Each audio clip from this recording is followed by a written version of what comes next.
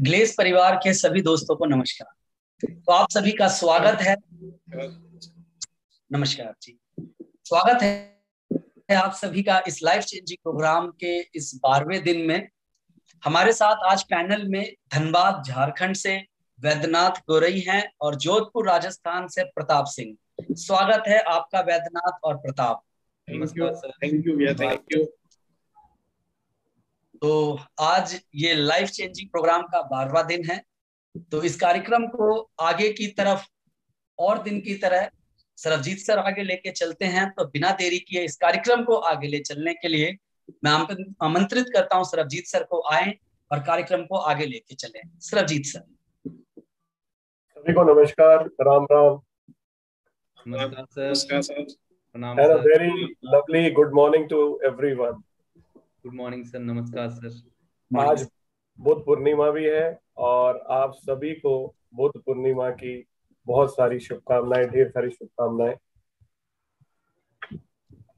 और जैसा कि अभी कुछ ने बताया कि आज हमारा जो इस कार्यक्रम का 12वां दिन है, वो सभी साथी जिन्होंने 11 दिन सफलता पूर्वक हमारे साथ इस कार्यक्रम में कंप्लीट किए हैं, पूरे किए हैं और आज 12वें दिन हमारे साथ जुड़े हैं, उन्हें बहुत सारी कामनाएं।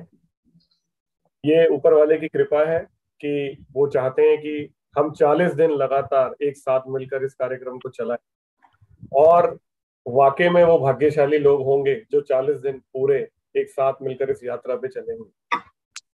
मैंने कार्यक्रम के पहले दिन ही आप सबसे एक बात कही थी कि किसी भी आदत को पूरे रूप से आपके अंदर बैठने के लिए, रूपांतरित करने के लिए 40 दिन का समय चाहिए होता।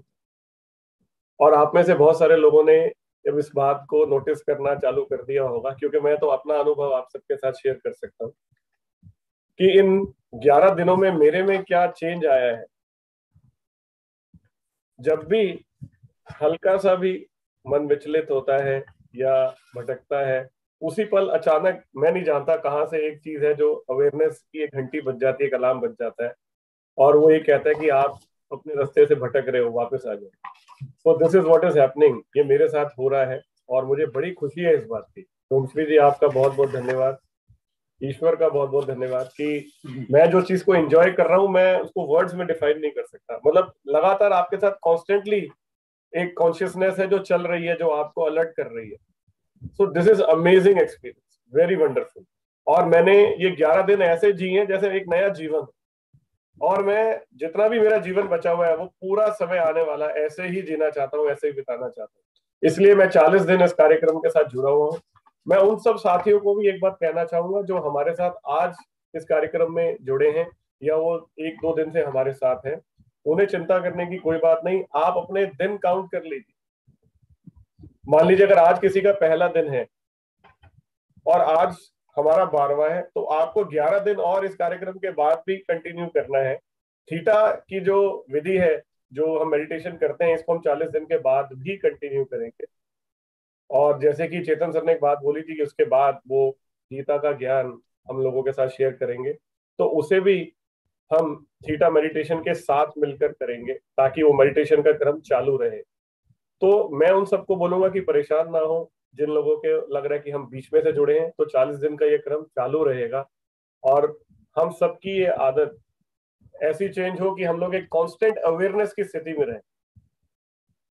क्योंकि जागरूकता बहुत गजब चीज है, बहुत कमाल की चीज है दोस्तों। जब आप जागरूक रहते हैं तो आपको हर पल ये समझ में आता है कि आप एक आत्मा है और आपका जो गोल है, जो आपका टारगेट है, वो है प्यार, बेशर्त प्रेम। वहीं पर उसके साथ में शांति भी जुड़ी हुई है। वहां उसके साथ में बाकी सारी चीजें आ जाती हैं जिस पल आपको ये रियलाइज होता है कि आप एक आत्मा है। तो वो कॉन्शियसनेस मैं प्रार्थना करता हूँ आज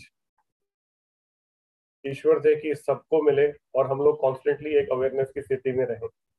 मेरे साथ इस समय चेतन सर भी हैं, तो मैं चाहूंगा एक बार हम सब लोग चेतन सर को भी राम राम नमस्कार कर दें। पूरे गैलवे परिवार को, गैलवे परिवार के हर सदस्य को और वो लोग जो इस कार्यक्रम में भाग ले रहे हैं, इस कार्यक्रम को देख रहे हैं, सभी भारतवंशियों को, सभी साथियों को मेरा प्यार भरा अभिनंदन। सबको राम राम, सत श्री अकाल, अस्सलाम वालेकुम, जय यीशु, जय भारत, जय गैलवे। नमस्कार सर, जय गैलवे। नमस्कार। रोमश्री जी, आज मैं पहले टाइम लेना चाह रहा हूँ 10 मिनट लोगों के। ये कार्यक्रम जो शुरू हुआ, ऑफ कोर्स वो सरबजीत की प्रेरणा से शुरू हुआ और रोमश्री जी की जो है प्रेरणा से शुरू हुआ और इसका सबको लाभ हो रहा है। इस समय भारत की जो स्थिति है उसको दिमाग में रख के इस कार्यक्रम को शुरू किया गया था, लेकिन ये कार्यक्रम हर दिन खूबसूरत होता जा रहा है और मेरे पास बहुत सारे मैसेज आ रहे हैं कि हर दिन बहुत सारे लोग इसमें जुड़ रहे हैं, लोगों को रिकमेंड कर रहे हैं और जुड़ रहे हैं। तो मुझे लगता है हर बार कुछ बातें रिपीट करने की बहुत जरूरी है, जो इस प्रोग्राम की आत्मा है, जिसमें सबसे पहला प्रश्न ये है कि हम इस प्रोग्राम में कर क्या रहे हैं। कई लोगों के लिए थीटा हीलिंग एक शब्द बिल्कुल नया है, हालांकि रोमश्री जी इसको हर बार समझाने की कोशिश भी कर रही हैं, पर मुझे लगा एक बार मैं भी आपको अपने शब्दों में समझाऊं कि ये प्रोग्राम एग्जैक्टली क्या है। तो सबसे पहले मैं आपको, हालांकि मैं बात पहले भी कर चुका हूं, अगर आप पुराने एपिसोड में जाके चेक करेंगे तो आपको ये मिल जाएगा, लेकिन फिर भी मैं 10-15 मिनट इस पे बात करूंगा ताकि आप इस प्रोसेस का जो रोमश्री जी लीड कर रही हैं उसका पूरा लाभ ले सकें।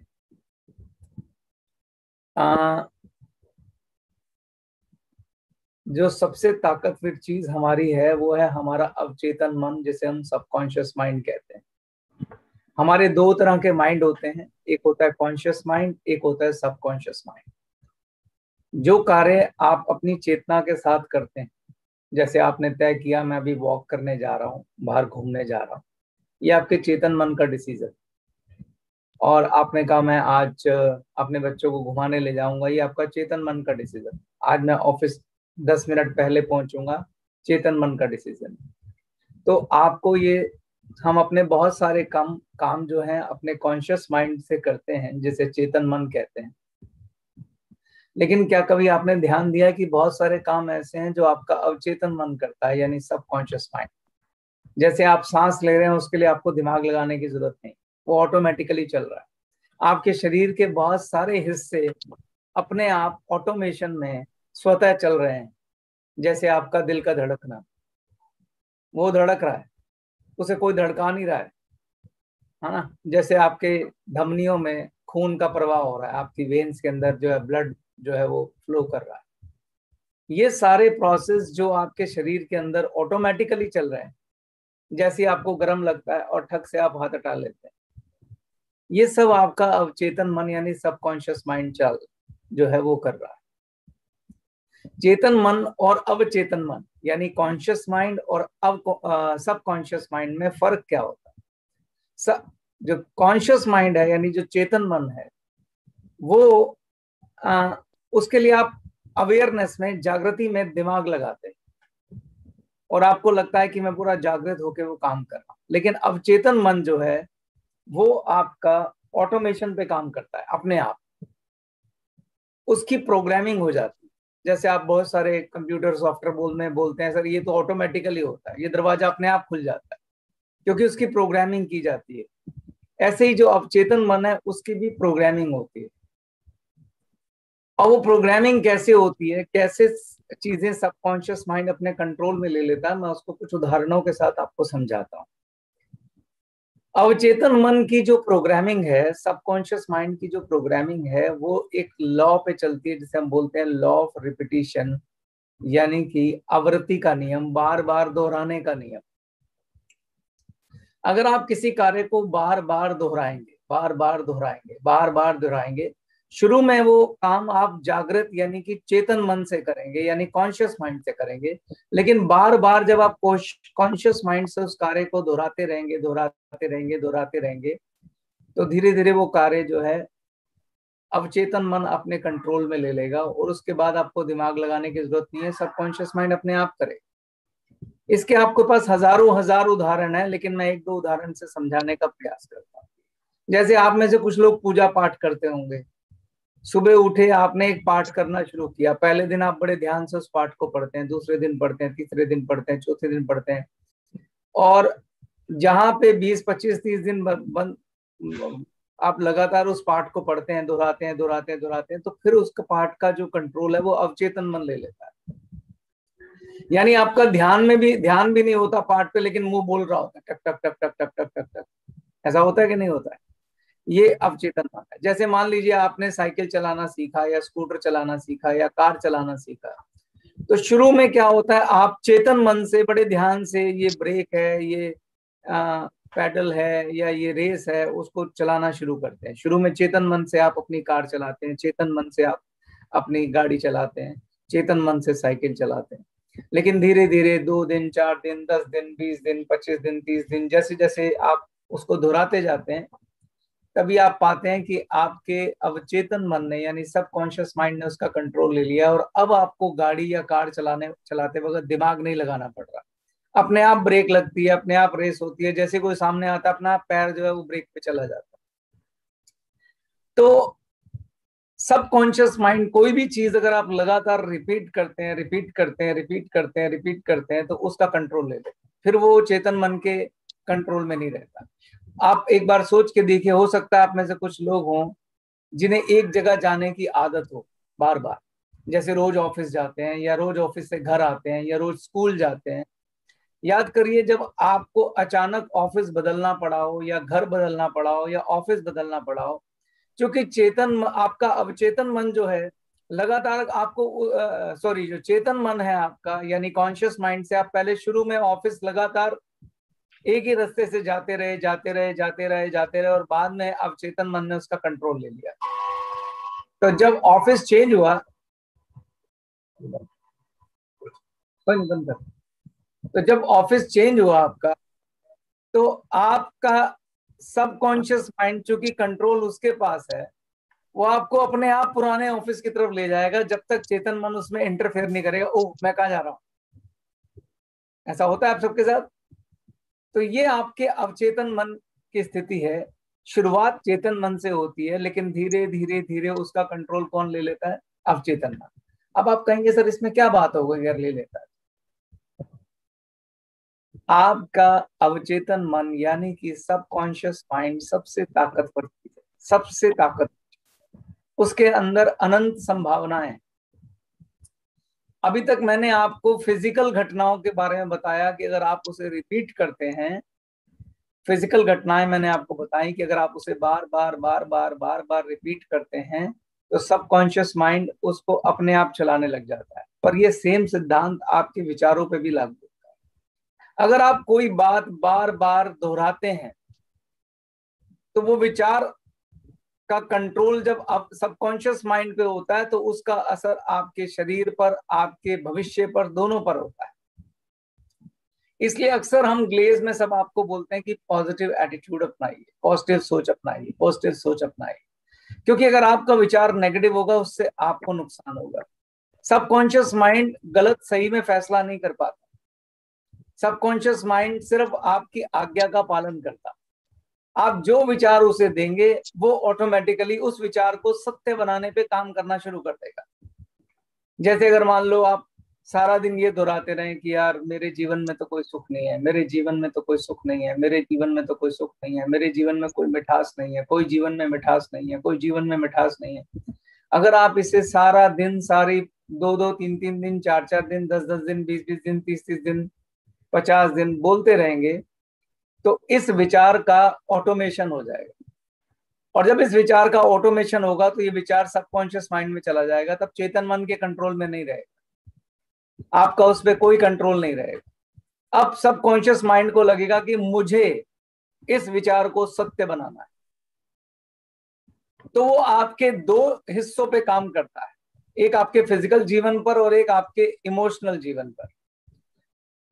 तो इमोशनली वो आपको दुखी करके रखेगा जिसका असर आपके शरीर पे आएगा, और फिजिकल जीवन में वो सारे तरीके आपके लिए क्रिएट कर देगा जिससे आपके जीवन में मिठास ना रहे।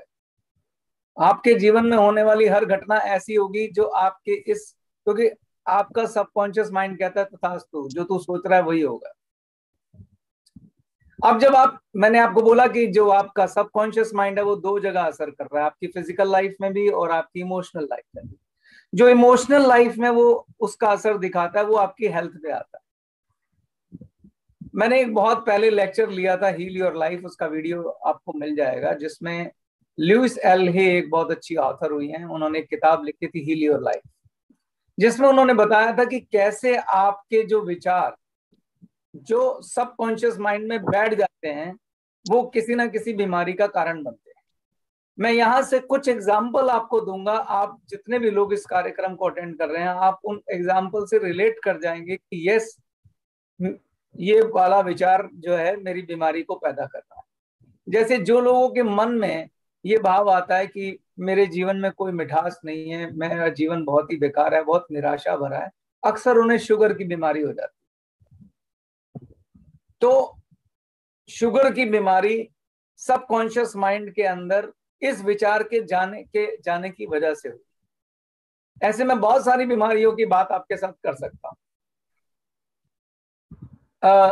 मैं आपको कुछ विचार बताता हूं ताकि आपको मैं साबित कर सकूं कि ये बात कितनी सत्य है कि सबकॉन्शियस माइंड आपके इमोशनल माइंड पर कितना असर करता है और उसकी वजह से आपके शरीर पे कितनी बीमारियां आती, और वो ये पक्का करता है कि आपकी इच्छा पूरी हो। अब सवाल है कि आप इच्छा क्या कर रहे हैं।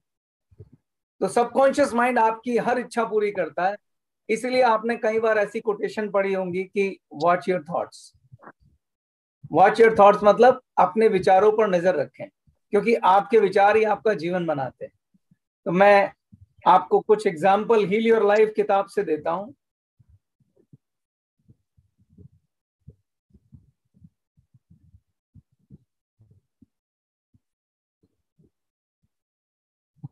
मेरे पास हील योर लाइफ मेरे फोन में ही है, तो मैं उस किताब से कुछ आपको ऐसे वो बताता हूं जिससे आपको समझ में आएगा कि कैसे आपका सबकॉन्शियस माइंड जो है वो इतनी सारी बीमारियां लेके आता है। आप अपने आप उसके ऊपर विचार करिएगा। जैसे कि जिनके घुटनों में दर्द होता है, उसके लिए लुइस एल हे का कहना है कि जो लोग अपने जीवन में स्टिफ होते हैं, स्टिफ मतलब जो किसी दूसरे की बात नहीं सुनते, जिद्दी होते हैं और झुकते नहीं हैं, यानी कि फ्लेक्सिबल नहीं होते, ठीक, जो ये कह देते हैं आपको कि यार मैं सिर्फ अपनी सुनता हूं, मैं किसी और की नहीं सुनता हूं, ठीक। अब कई बार क्या होता है, जब हम आपको ये विचार की बात कर रहे हैं तो हम अपने ऊपर लागू नहीं कर पाते क्योंकि विचार नेगेटिव है। तो मैं आपको कहूंगा बजाय अपने ऊपर चेक करने के, आप अपने परिवार में, अपने दोस्तों में, अपने साथियों में देखिए कौन व्यक्ति है जिसके घुटनों में दर्द रहता है, और फिर उसका नजरिया देखिए जीवन के प्रति कैसा है। अगर वो नहीं झुकता है, वो दूसरे की बात नहीं सुनता है, उसको झुकना पसंद नहीं है, तो उसको हमेशा ऐसे वाले प्रॉब्लम हो जाएंगे। उसका सबकॉन्शियस माइंड इस चीज को उसके उस पे ले आएगा। जैसे मेरे पास ये किताब खुल गई है, मैं आपको इसमें से पढ़ के सुनाता हूँ, आपको शायद कुछ बीमारियों का, जैसे कुछ कॉमन बीमारी, कुछ थोड़ा आप बताओ, मैं इसमें से ढूंढ के बताता हूँ। जैसे एक ब्लड प्रेशर की बीमारी सबको होती है, तो जिनको बीपी का प्रॉब्लम है, बहुत सारे लोगों को बीपी का प्रॉब्लम होता है, मैं उसका इसमें पढ़ के बताता हूँ, आप चेक करिएगा। ब्लड प्रेशर की प्रॉब्लम उन लोगों को होती है जिनका लॉन्ग स्टैंडिंग इमोशनल प्रॉब्लम है और वो सॉल्व ही नहीं हुआ, ये हाई बीपी की प्रॉब्लम है। यानी कुछ लोग होते हैं जो अगर किसी शिकायत को अपने दिल में लेके लंबे समय तक बैठे रहते हैं, जिनकी आदत होती है वो भूलते ही नहीं है, माफी नहीं करते किसी को। तो लॉन्ग स्टैंडिंग इमोशनल प्रॉब्लम जिनकी होती है और वो सॉल्व भी नहीं होती, यानी वो उन लोगों से जाके बात भी नहीं करते। जैसे मान लो किसी को अपनी बहन से शिकायत है, अपने बच्चों से शिकायत है, और वो अंदर वो शिकायत पाल के बैठे हुए हैं और बहुत लंबे टाइम तक वो चले आ रही है, तो उनको बीपी, हाई बीपी का प्रॉब्लम हो जाता है। तो आप देखेंगे हाई बीपी प्रॉब्लम ज्यादातर एज के बढ़ने पे होती है, और यही वो टाइम होता है जब लोगों को इमोशनल प्रॉब्लम ज्यादा हो जाती है, क्योंकि उनके अपने बच्चों से, अपनी फैमिली से एक्सपेक्टेशन बहुत हाई होती है जो पूरी नहीं होती, एंड वो अपने आप से ये कहने लग जाते हैं। तो देखो अब ये कितनी रिलेटेड बातें हैं। जिनकी इमोशनल प्रॉब्लम हो जाती है वही लोग बोलते हैं कि मेरे जीवन में अब कोई मिठास नहीं बची, अब मेरे जीवन में कुछ बचा नहीं। इसलिए ज्यादातर जिन्हें हाई बीपी का प्रॉब्लम होता है, थोड़े टाइम तक अगर वो बीपी परसिस्ट करता है तो उन्हें शुगर की प्रॉब्लम भी हो जाती है। और हमको लगता है, अक्सर डॉक्टर कहते हैं बीपी की संतान शुगर है। एक्चुअली एक विचार के संतान दूसरा विचार है। एक विचार के उपजने के बाद दूसरा विचार उसकी संतान उपज जाती है। तो ओवरऑल अगर आपका एटीट्यूड नेगेटिव है तो आप लगातार बहुत सारे नेगेटिव के, हर नेगेटिव विचार से एक और नेगेटिव विचार लेके आते हैं और फिर एक और नेगेटिव विचार लेके आते हैं, जिससे बहुत सारी बीमारियां बढ़ती जाती है। इसलिए कॉम्प्लिकेशन बढ़ती है। शुरुआत एक बीमारी से होती है, बंदे को फिर लगता है अब ये भी बीमारी हो गई, अब शुगर भी हो गया, अब ये भी हो गया, वो भी हो गया। एक्चुअली बीमारियों का मतलब ही है कि आपके विचारों में से नेगेटिव विचार मल्टीप्लाई हो रहे हैं और आप उन्हें बार बार बोल रहे हैं। और जब आप उन्हें बार बार बोलते हैं, और सबकॉन्शियस माइंड को तो कुछ आता ही नहीं, हो तो सिर्फ बोलता है तथास्तु तथास्तु तथास्तु तथास्तु। तो ये सबकॉन्शियस माइंड की ताकत है। और सबकॉन्शियस माइंड की कलाकारी आपको समझनी है कि वो दो स्तर पे काम करता है। एक आपकी बाहरी दुनिया में, एक आंतरिक दुनिया में। वो बाहरी दुनिया में ऐसा माहौल क्रिएट करेगा कि आपको वो विचार आए, नेगेटिव विचार, ताकि आपको शुगर की प्रॉब्लम हो। यानी आपके बाहर का एनवायरनमेंट ऐसा दुखी बनाएगा कि वो विचार आए, क्योंकि बाहर के एनवायरनमेंट से ही आपके आंतरिक विचार जन्म लेते हैं। तो इसलिए सबकॉन्शियस माइंड जो है आपका, अवचेतन मन, वो सबसे ज्यादा ताकतवर है। ये सारी बातें जुड़ी हुई हैं, बहुत जो भी हम शुरू से बातें कर रहे हैं सारी जुड़ी हुई। तो आपका अवचेतन मन जब भक्ति में हो जाता है, यानी हम जैसे जो बड़े बड़े गुरु हैं, जो महाराज हैं, जो संत हैं, वो सब क्या बोलते हैं, आप जप कीजिए, ताकि भगवान का जप आप बार बार करेंगे तो अवचेतन मन में वो भी क्या होगा, प्रोग्राम हो जाएगा। और फिर वो मेक श्योर करेगा कि जिसका नाम ले रहे हो उसको सामने उपस्थित किया जाए। जब आप बार बार इस तरह के सत्संग सुनते हैं, जैसे ये सत्संग चल रहा है इस समय, जब इतनी अच्छी बातें चल रही हैं, तो सब 40 दिन का कार्यक्रम भी किस लिए रखा गया है कि 40 दिन तक आप जब पॉजिटिव थॉट्स को बार बार रिपीट करेंगे तो सबकॉन्शियस माइंड में इसकी भी प्रोग्रामिंग हो जाए। अब सबकॉन्शियस माइंड में जो एक बात आपको सबसे महत्वपूर्ण समझनी है, प्लीज इस बात को ध्यान से सुनना। जब आप कुछ बार बार रिपीट करते हैं तो सबकॉन्शियस माइंड के अंदर उसके लिए जो सबसे इंपॉर्टेंट चीज है वो आपके इमोशंस हैं। अगर आप कुछ रिपीट कर रहे हैं मगर उसके साथ इमोशन नहीं जुड़ा हुआ तो उसका कोई फायदा नहीं है, क्योंकि सबकॉन्शियस माइंड इमोशन को समझता है। तो अगर आप कह रहे हैं मैं बड़ा दुखी हूं, मैं बड़ा दुखी हूं, मगर ऊपर से कह रहे हैं, मगर उसे फील नहीं कर रहे हैं दुख को, तो सबकॉन्शियस माइंड आप पे असर नहीं करेगा। लेकिन आप पूरी भाव के साथ, पूरी फीलिंग के साथ, पूरे उससे दुख प्रकट करेंगे कि ओह मैं बहुत दुखी हूं, तो सब, और उसे बार बार रिपीट करेंगे तो सबकॉन्शियस माइंड कहेगा तथास्तु, मैं पूरा इंतजाम करूंगा कि तू दुखी रहे। तो इमोशनल अटैचमेंट विद योर विचार, आपके अंदर एक विचार जनरेट होता है, उसके साथ इमोशनल अटैचमेंट जब होती है और उसे बार बार आप रिपीट करते हैं, तब आपका सबकॉन्शियस माइंड प्रोग्रामिंग करता है। यानी पहली चीज विचार हो गई, दूसरा हो गया उसके साथ जुड़ा इमोशन, और तीसरी चीज उसे आप बार बार रिपीट कर रहे हैं, तो सबकॉन्शियस माइंड में वो प्रोग्राम हो जाता है। और फिर सबकॉन्शियस माइंड के पास कोई चॉइस नहीं है सिवाय इसके कि आपको बोले तथास्तु। इसीलिए आप देखेंगे कोई भी गुरु महाराज होते हैं, संत होते हैं, वो आपको हमेशा क्या कहते हैं, भगवान की भक्ति करना सबसे महत्वपूर्ण क्या है, भाव। भाव मतलब आपके इमोशन। अगर आप ऊपर से पाठ करे जा रहे हैं, जब कर रहे हैं, मगर उसमें इमोशन नहीं है, तो वो सबकॉन्शियस माइंड नहीं समझेगा। भक्ति हमेशा भाव से होती है, जब हमेशा भाव के साथ होगा। बहुत स्पीड से मत करो, धीरे करो, मगर भाव से करो। भाव का मतलब क्या होता है, जब आप किसी चीज को फील करते हैं, महसूस करते हैं। जब आप किसी चीज को फील करेंगे, महसूस करेंगे, उसे भाव कहते हैं। तो अब आप कहेंगे कि इसका हल क्या है।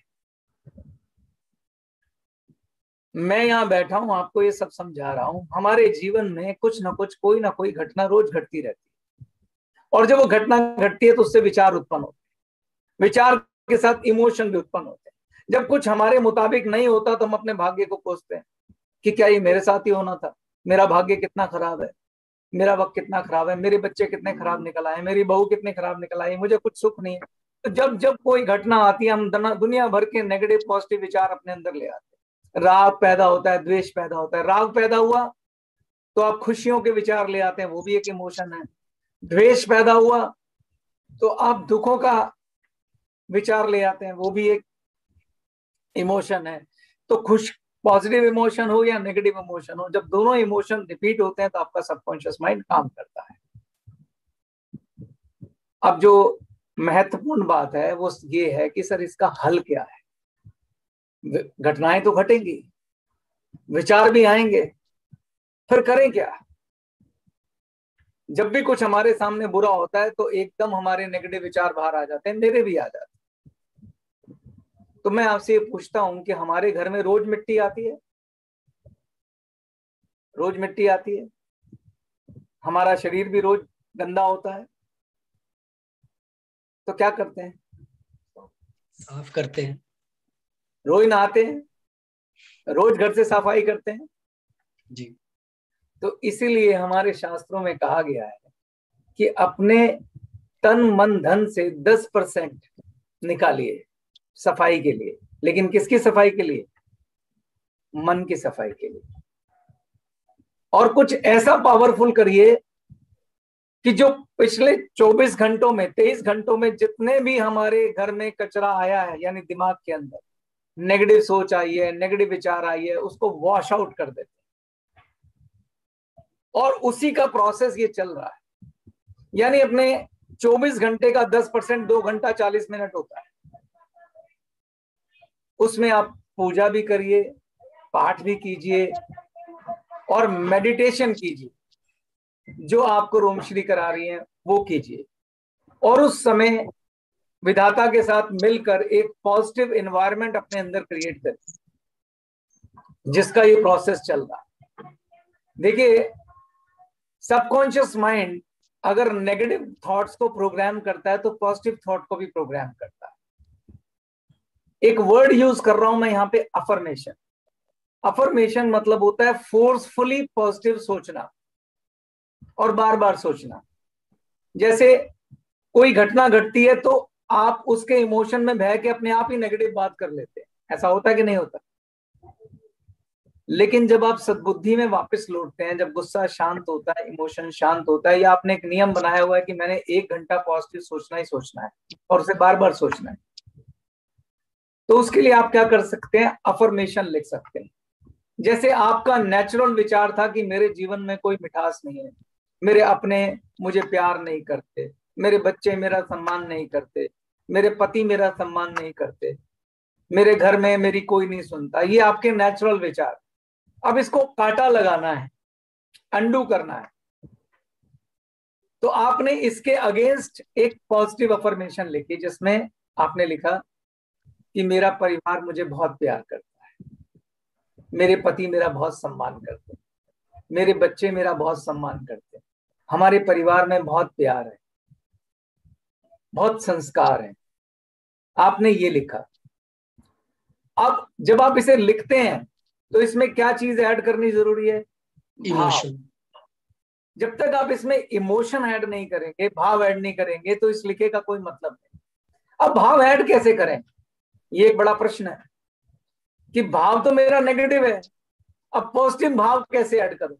तो भगवान ने खूबसूरत चीज दी आपको, सपने। सपने हमेशा देखे जा सकते। तो आप आंख बंद करिए और जैसा सुंदर सब आप अपना घर का एनवायरनमेंट देखना चाहते हैं तो उसको विजुलाइज कीजिए। विजुलाइज करना मतलब मानो ये हो रहा है। एक अपने मस्तिष्क में चित्र खींचिए कि आपके पति आपको सम्मान दे रहे हैं, आपके बच्चे आपको सम्मान दे रहे हैं। आप कल्पना कीजिए कि मेरा घर ऐसा है जहां मैं, जब बच्चे सुबह उठते हैं मेरे पैर छूते हैं, मेरी हर बात मानते हैं, पति मुझे प्रेम करते हैं, मेरे दोस्त मुझे सम्मान करते हैं। उसका एक चित्रण खींचिए, क्योंकि जैसे ही वो चित्रण खींचेंगे आपके अंदर भाव पैदा हो जाएगा, इमोशन आ जाएगा। और इस थॉट को, जो भी आपने लिखा है, आपने क्या लिखा है? मेरे पति मेरा बहुत सम्मान करते हैं, मेरे बच्चे मुझे बहुत प्यार करते हैं, मेरी इज्जत करते हैं। और जब आप ये बोल रहे हैं तो आप वो चित्र अगर दिमाग में विजुलाइज करेंगे तो उससे भाव पैदा हो। और आप इस चीज को कम से कम 21 बार रिपीट करेंगे सेम टाइम पे। आंखों बंद करके थीटा में जाके मेडिटेशन करिए। थीटा तो आप सीख ही चुके हैं, जो लोग नए जुड़े हैं वो अगले 10 दिन में सीख जाएंगे क्या करना हो। आप उसे विजुलाइज कीजिए। जब आप विजुलाइज करेंगे उसको और बार बार रिपीट करेंगे, अब आप इसे फोर्सफुली कर रहे हैं, लेकिन सबकॉन्शियस माइंड को नहीं पता फोर्सफुली कर रहे हैं। उसको तो पता है एक थॉट आ रही है बड़े सुंदर इमोशन के साथ, और मुझे इसको क्या करना है, इसको तथास्तु करना है। अब जितना ज्यादा आप नेगेटिव थॉट करते हैं उतना ज्यादा आपको पॉजिटिव अफर्मेशन करते हैं। तो आपको अपनी थॉट्स पे वॉच करना है। अगर आपने देखा यार सारा दिन मैं यही करता रहता हूं, तो दिन में 3 बार करिए, सुबह, दोपहर और रात को। सुबह प्रातः काल उठ के, दोपहर को अभिजीत मुहूर्त में, और रात को सोने से पहले करिए। तो आप, और जो अफर्मेशंस हैं उनको कैसे लिखा जाता है रोमश्री जी ने भी बताया था, मैं रोमश्री जी की मेडिटेशन के बाद एक बार फिर से बताऊं। लेकिन पहले मैं आपको सबकॉन्शियस माइंड की पावर समझाना चाहता हूं। अगर आप वैसे ही खाली अफर्मेशन करते हैं बिना किसी मेडिटेशन के, तब भी ये काम करती है। लेकिन चूंकि उसमें अक्सर इमोशन का अभाव रह जाता है, लोग इमोशन नहीं करते या कोई ना कोई गलती कर देते हैं, तो वो 30 से 40% इफेक्टिव होती है। ये बात रोमश्री जी ने यहाँ बताई है और मुझे वो लॉजिकल लगती है। और अगर आप क्रिएटिव विजुअलाइजेशन के साथ करें, यानी उसको भाव के साथ उसको फील करते हुए, मानो ये हो रहा है, मानो ये हो रहा है। जैसे मैं एग्जांपल देता हूं, जैसे आप कोई सपना देखते हैं रात को, क्या आपको लगता है वो हकीकत नहीं है? जब आप उस सपने में जीते हैं तो आपको लगता है यही सच है। ठीक वैसे ही जैसे आप अपना कोई सपना देखते हैं और उसमें बिल्कुल आपको सच लगता है, आप क्रिएटिव विजुअलाइजेशन का मतलब होता है उसी चीज को आंखें बंद कर विजुअलाइज करना। सुंदर सा घर है, पति आते हैं, आपको प्यार करते हैं, सम्मान करते हैं, और बच्चे आपके सुबह पैर छूते हैं, उसको विजुअलाइज करना है, उसको करते हुए देखना है, और ये देखना है कि ये हो रहा है, होगा नहीं, हो रहा है। जब उस सपने को आप देखोगे तो आपका सबकॉन्शियस माइंड आपके उस थॉट को पढ़ेगा और रजिस्टर करेगा, और जब वो बार बार बार बार बार बार आप करेंगे तो सबकॉन्शियस माइंड उसकी प्रोग्रामिंग कर देगा और कहेगा तथास्तु। और वो मेक श्योर करेगा आपकी बाहर की दुनिया में ऐसा इन्वायरमेंट हो कि जो इमोशन आपने इस विजुअलाइजेशन के साथ जुड़े हैं वो पूरे हो। तो सबकॉन्शियस माइंड के लिए आपके इमोशन सबसे इंपॉर्टेंट है। आपके इमोशन के हिसाब से वो बाहर की दुनिया का निर्माण करता है, बाहर की घटनाओं का निर्माण करता है, आपके शरीर में लाने वाली बीमारियां तय करता है। तो लुइस एल हे का जो दावा है, उनका कहना है कि अगर हम अपने विचारों को सीधा करें तो हर बीमारी ठीक हो जाती है अपने आप। जिसका इलाज नहीं हो रहा था उसका कोई डॉक्टर निकल के आ जाता है और वो छोटे से इलाज से आपको ठीक कर देता है, क्योंकि सबकॉन्शियस माइंड बाहर की दुनिया में मेक श्योर करता है कि आपकी वो बीमारी ठीक हो जाए, क्योंकि आपने अपने उस विचार पैटर्न को अंडू कर दिया है। आप इस किताब का नाम लिखना चाहें तो लिख लीजिए, लुइस एल हे। ये हिंदी इंग्लिश दोनों में बाजार में मिलती है। और इसमें अगर मैं यहां से दिखाऊं आपको, तो राइटर है चेतन सर। लुइस एल हे की जो किताब है, वो लुइस एल हे राइटर है, और ये इस प्रकार से आप देखिए, आपको शायद मेरे फोन पे दिखाई देगा, आप अगर देख पा रहे हैं। इसमें 3 चीजें लिखी हुई हैं। बीमारी, उस बीमारी के लिए आपका कौन सा इमोशन या विचार जिम्मेदार है वो, प्लस उसके आगे उसने अपनी तरफ से अफर्मेशन भी लिखी है कि आपको उस विचार को उल्टा करने के लिए, यानी आपकी बीमारी को ठीक करने के लिए अफर्मेशन क्या करनी चाहिए, यानी कौन सी बात बार बार आपको बोलनी चाहिए और क्रिएटिव विजुअलाइजेशन के साथ बोलनी चाहिए। अगर आप ऐसा करेंगे तो वो बीमारी आपकी ठीक हो जाएगी। अगर लाइलाज बीमारी होगी तो भी उसका कोई ना कोई वैद्य, डॉक्टर, इलाज आपके सामने आके खड़ा हो जाएगा, क्योंकि सबकॉन्शियस माइंड इसको मेक श्योर करेगा कि आपकी थॉट को हकीकत में बदला जाए। तो मैंने आपसे बोला, अगर आप खाली अफर्मेशन करते हैं तो 30 से 40% इफेक्टिव है, लेकिन अगर आप उसमें क्रिएटिव विजुअलाइजेशन जोड़ देंगे तो 50 से 60% वो इफेक्टिव है। और अगर आप उसे मेडिटेशन के साथ थीटा हीलिंग में जाके 7th प्लेन पर ईश्वर तत्व के साथ मिलकर उस अफर्मेशन को क्रिएटिव विजुअलाइजेशन और इमोशन के साथ करेंगे तो वो 80 से 90% इफेक्टिव, जिसकी वजह से इस प्रोग्राम चल रहा है। तो थीटा हीलिंग का जो प्रोसेस है वो भी बहुत इंटरेस्टिंग है। आप सोचिए, जब आप नेगेटिव होते हैं तो पूरे दिल से और पूरी एकाग्रता से खुद को कोसते हैं, इतने फोकस होके कोसते हैं कि उससे ज्यादा कुछ फोकस हो नहीं सकता। सबकॉन्शियस माइंड में मन की एकाग्रता तीसरा पहलू है कि आप कितना फोकस होकर, कितने एकाग्र होकर किसी इमोशंस को जीते हैं। तो एकाग्रता मन की बहुत जरूरी है। जनरली क्या होता है, जब हम फोर्सफुली कोई विचार पैदा करते हैं तो मन की एकाग्रता नहीं रहती, क्योंकि फीलिंग नहीं है ना। बोल रहे होंगे मगर ध्यान कहीं और जा रहा होगा, जैसे आप पूजा पाठ कर रहे होते, पाठ पढ़ रहे हैं मगर ध्यान कहीं और जा रहा है, क्योंकि मन की एकाग्रता नहीं। मन की एकाग्रता हो तो भगवान पालेंगे आप।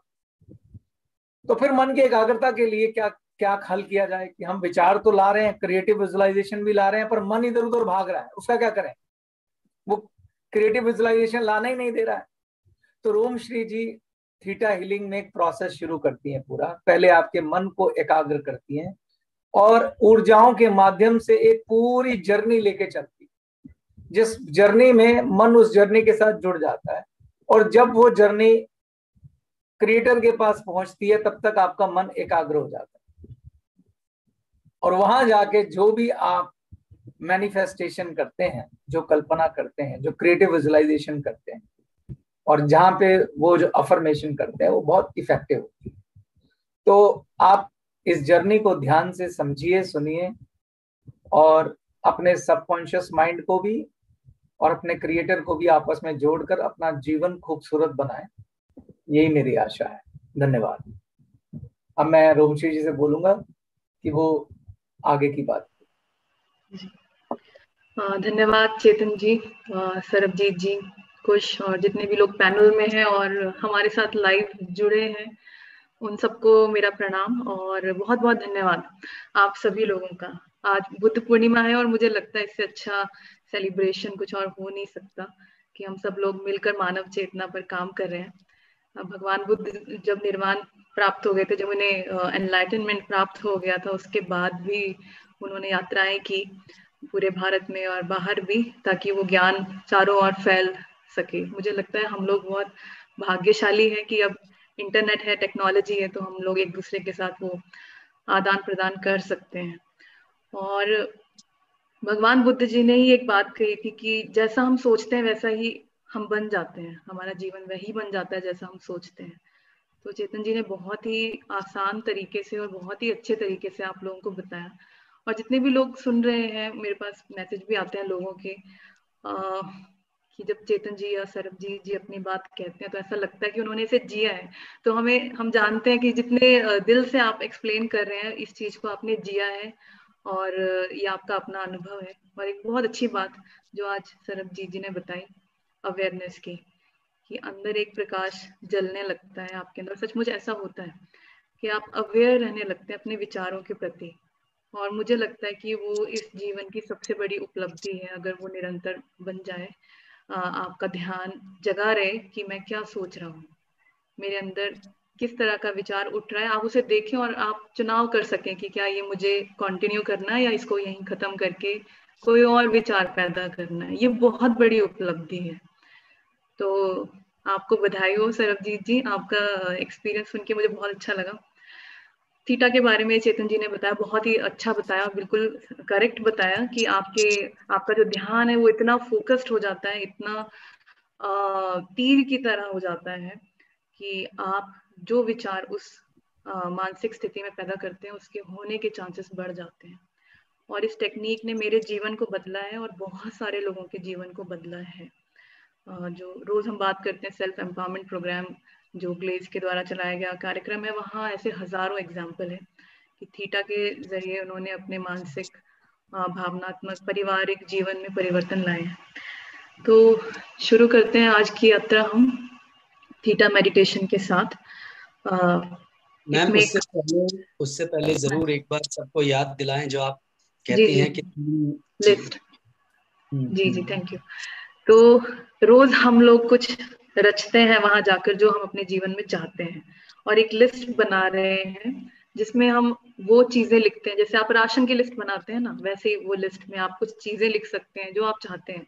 उसमें मटेरियल चीजें भी हो सकती है, जैसे कोई घर हो सकता है, या कोई पर्टिकुलर चीज आप लेना चाहते हैं, कोई गाड़ी लेना चाहते हैं, या कोई आप अनुभव लेना चाहते हैं, कोई कोर्स करना चाहते हैं, कोई हायर एजुकेशन प्राप्त करना चाहते हैं, कहीं जाना चाहते हैं, या उसमें आप अपने आध्यात्मिक अनुभव जो आप चाहते हैं, जैसे मेरा ध्यान गहरा है, इसमें आपको ये ध्यान रखना है वर्तमान काल में लिखना है, आपको भविष्य काल में नहीं लिखना है।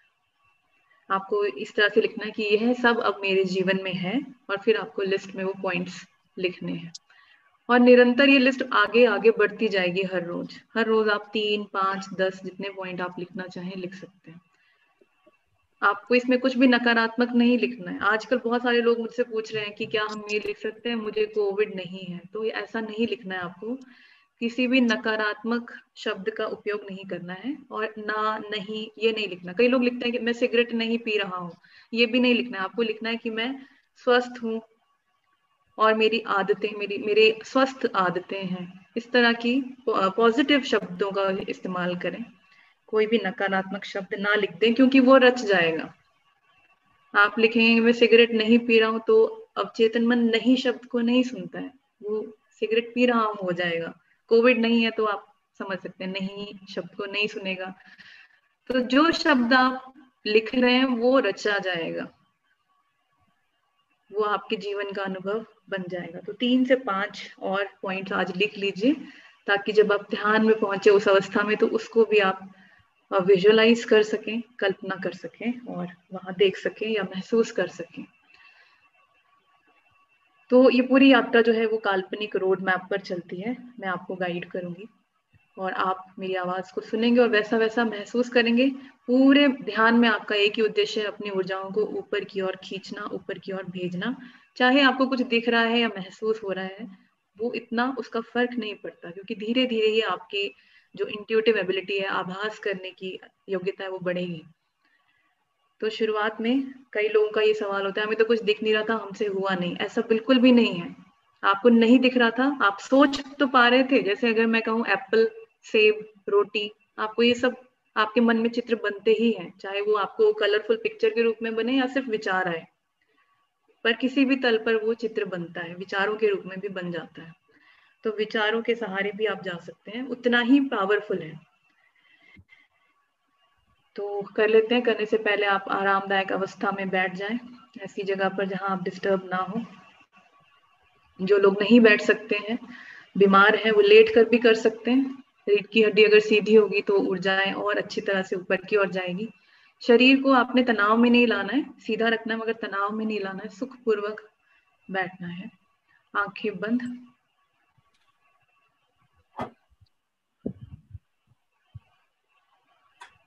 और अपने पास आ जाएं, अपने करीब, अपने साथ हो जाएं थोड़ी देर के लिए। और जिस भी शक्ति में आपका यकीन है, उन्हें ये प्रार्थना करें कि इस पूरी मेडिटेशन में, इस पूरी प्रक्रिया में मेरा सहयोग दें, मुझे ऊर्जा दें और मेरा मार्गदर्शन करें, ताकि ये पूरी प्रक्रिया में सफलतापूर्वक कर सकूं। 3 गहरी सांसें, नाक से अंदर और मुंह से बाहर, सारी पॉजिटिव ऊर्जाएं अंदर और सारी नकारात्मक ऊर्जाएं बाहर। सारा प्रकाश अंदर और सारा अंधकार बाहर। ब्रह्मांड में उपलब्ध सारा बेशर्त प्रेम अंदर, और वो सारी ऊर्जाएं जो प्रेम नहीं है वो आपके सिस्टम से बाहर। धीरे धीरे सामान्य सांसों की ओर लौटाएं, नाक से ही अंदर, नाक से ही बाहर।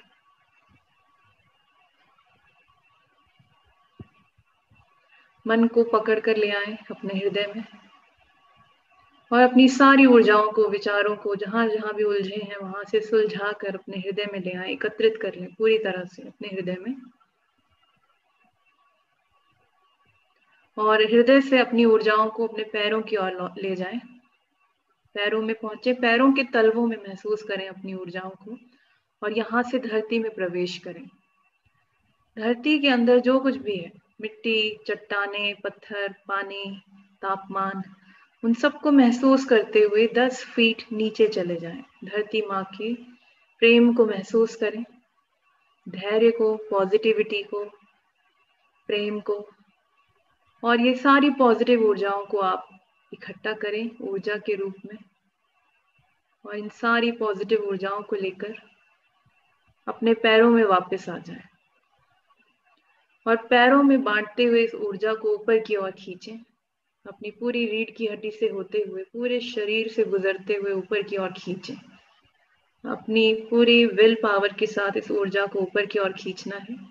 अपने गले में आ जाए और ऊपर खींचें, थर्ड आई में, और ऊपर खींचे अपने क्राउन में, यानी आपके सिर के मध्य बिंदु में ले आए सारी ऊर्जाओं को, और सिर के मध्य बिंदु से बाहर की ओर निकलें, और सिर के कुछ इंच ऊपर आप एक बॉल का निर्माण करें अपनी कल्पना में, जो ऊर्जा से बनी है।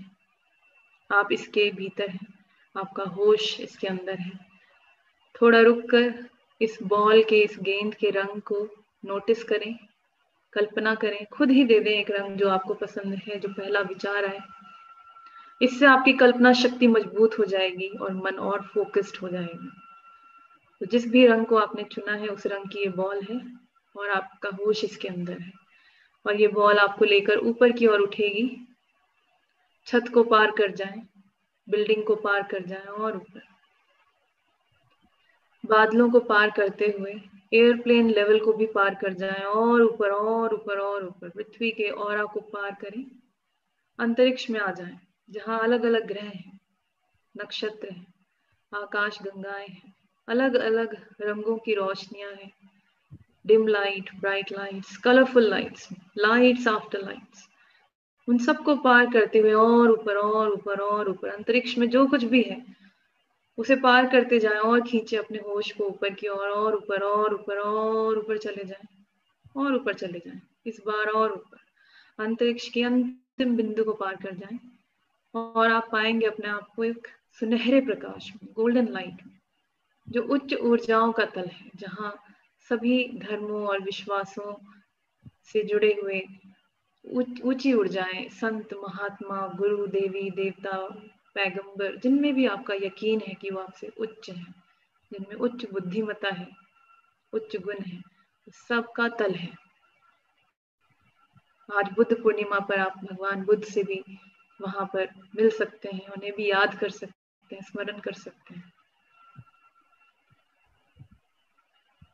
अच्छा मौका है, और आप अगर चाहें तो उनसे भी मिल सकते हैं, जिससे भी आप चाहें उन्हें आप पुकार सकते हैं, उनकी उपस्थिति को महसूस कर सकते हैं, और यदि चाहें तो अपने लिए कोई संदेश भी पूछ सकते हैं।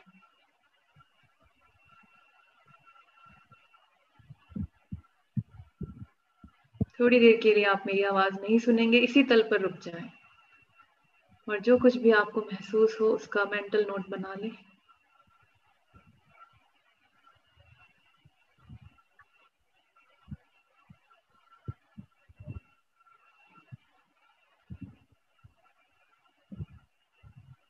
इस तल का आशीर्वाद, प्रेम और ज्ञान को आप कलेक्ट करें और ऊपर की ओर चले जाएं। जली की लेयर में एक ऐसा तल जहां पर जली जैसा पदार्थ है, इसमें आप प्रवेश करें।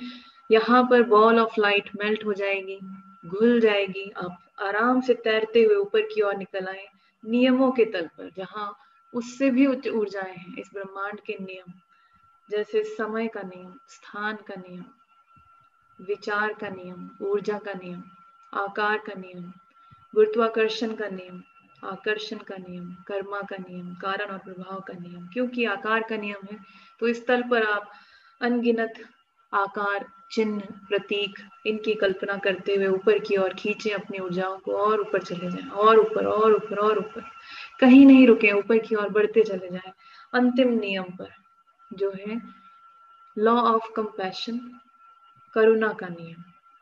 इसकी कल्पना आप गुलाबी रोशनी, पिंक लाइट के रूप में कर सकते हैं। इस गुलाबी रोशनी को सांसों के माध्यम से अपने अंदर भरते चले जाएं। ये इस ब्रह्मांड का सबसे उच्चतम नियम है, एनर्जी है, और सबसे पावरफुल है, जो लॉ ऑफ कर्मा को भी पिघला सकता है। इसको अपने अंदर भरें। ये आपके अंदर के तनाव, डर, शक, या भारी ऊर्जाओं को रिलीज कर देगा और आपको बिल्कुल हल्का कर देगा। कोई विचार नहीं, सिर्फ करुणा, और आपको ऊपर की ओर भेज देगा, उस द्वार की ओर जो ईश्वर या क्रिएटिव एनर्जी की ओर खुलता है, जिसे आप अल्लाह, ईश्वर या कुदरत, ब्रह्मांड की ऊर्जा, सोर्स, कुछ भी कह सकते हैं। तो पहले अपना सिर और फिर बाकी का शरीर प्रवेश करें ऊपर की ओर। यहाँ पर सिर्फ और सिर्फ सफेद रोशनी है, white light, pure white light, और कुछ भी नहीं, कोई आकार नहीं है। और ऊपर की ओर बढ़ जाए और तब तक ऊपर की ओर जाएं जब तक कोई आकार ना रह जाए, कोई विचार ना रह जाए। ऊपर ऊपर ऊपर, और इस बार ईश्वर से कहें, इस बार मुझे और ऊपर ले जाए। खींचे अपनी ऊर्जाओं को जितना आप खींच सकते हैं।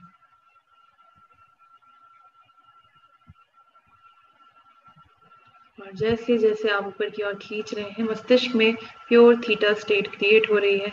आप ईश्वर की ऊर्जा के साथ एक हो जाएं, एटमाइज हो जाएं, जैसे चीनी दूध में घुल जाती है और नदी सागर में मिल जाती है। कोई अलगाव नहीं, वननेस, एक हो जाएं।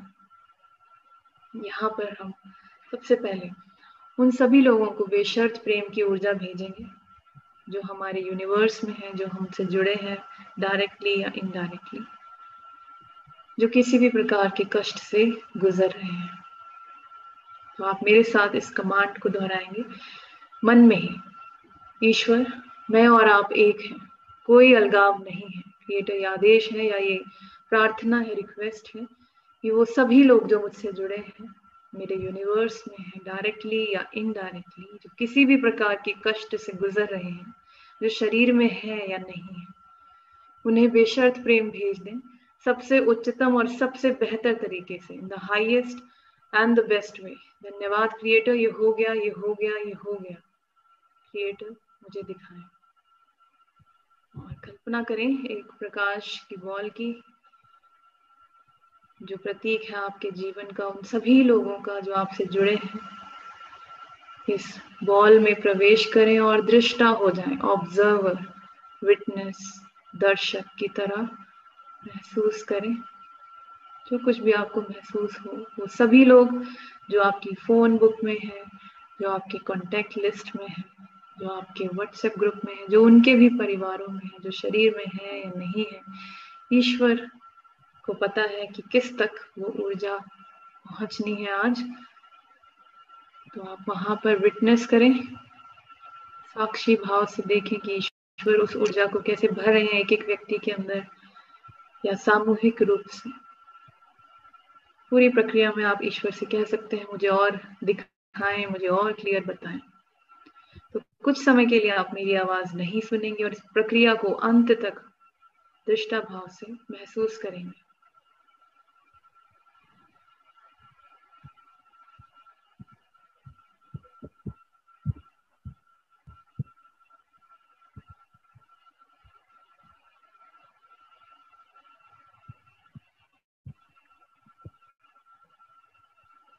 एक एक करके लोग, शायद आपको महसूस हो, आपको विचार आए कि किस तक पहुंचना है, तो महसूस करें उन तक पहुंच रहा है।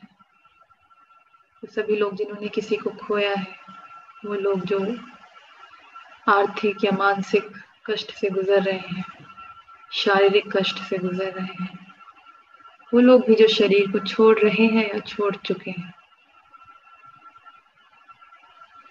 ईश्वर की ऊर्जा शक्तिशाली है, कुछ क्षणों में घटना घट जाती है। ईश्वर से कहें कि इस पूरी बॉल को भर दें। पूरी बॉल में प्रकाश के भरने का प्रतीक है कि वो सभी लोग जिन तक पहुंचना है, प्रकाश पहुंच रहा है। आप भी उसमें शामिल हैं। आपका परिवार, आपका घर, आपके वर्क प्लेसेस, आपके पेट्स, आपके मित्रगण, वो लोग जो आपसे उम्मीद रखते हैं, वो लोग जो शायद आप उन्हें नहीं जानते, आपका शहर, आपका राज्य, आपका देश।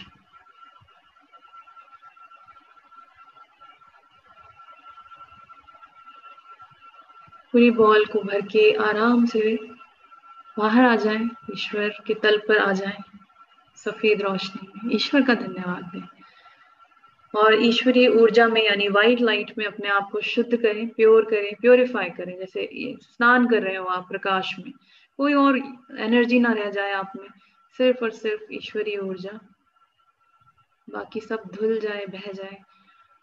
और अब एक और हम कमांड करेंगे, एक और प्रार्थना करेंगे जो हम अपने लिए करेंगे, अपने जीवन के लिए। और यहाँ पर हर शब्द आप मेरे साथ मानसिक रूप से दोहराएं। ईश्वर, मैं और आप एक हैं, कोई अलगाव नहीं है। मैं ईश्वर के प्रकाश को साक्षी मानकर संपूर्ण ब्रह्मांड में ये घोषणा करता हूँ या करती हूँ कि मैं पूरी तरह से स्वस्थ, समृद्ध, सुरक्षित और सकारात्मक ऊर्जा से भरा हूँ। मैं जीवन में ग्लेज के साथ नित नई सफलता की ऊंचाइयों को पा रहा हूँ। मेरी समृद्धि, स्वास्थ्य, लाभ और खुशियों का स्रोत ईश्वर ही है। मैं अनंत ऊर्जा, स्वास्थ्य, सफलता और समृद्धि का स्वागत करता हूँ और इस सब का सदुपयोग करने वाली बुद्धि का भी स्वागत करता हूँ। मैं ईश्वर का आभारी हूँ और सभी उच्च गुणों को सीख रहा हूँ। मैं मन, वचन, कर्म, शरीर और आत्मा से संपन्नता, प्रसन्नता, स्वास्थ्य और उच्च ऊर्जाओं को निरंतर ग्रहण कर रहा हूँ। मैं अपने परिवार और ग्लेज के साथ एक अद्भुत, स्वस्थ, समृद्ध, सकारात्मक, ऊर्जावान, ईमानदार, सफल, उपलब्धिपूर्ण और कल्याणकारी जीवन जी रहा हूँ। और इसके साथ साथ मेरे जीवन में अब वो सब है जो मैंने अपनी लिस्ट में लिखा है। धन्यवाद ईश्वर, धन्यवाद क्रिएटर। ये हो रहा है, ये हो रहा है, ये हो रहा है। ईश्वर मुझे दिखाएं, उसी तल पर साक्षी हो जाए, दर्शक हो जाए और महसूस करें कि वो सब कुछ आपके जीवन में हो चुका है और आप उसे ऐसे जी रहे हैं कि आपको सब कुछ प्राप्त हो चुका है। कुछ पल के लिए आप मेरी आवाज नहीं सुनेंगे और उस जीवन को बिल्कुल नॉर्मली वहां जिएंगे, उन चीजों को छुएंगे, इस्तेमाल करेंगे जो आपने रची है, उन घटनाओं से गुजरेंगे जो आप चाहते हैं।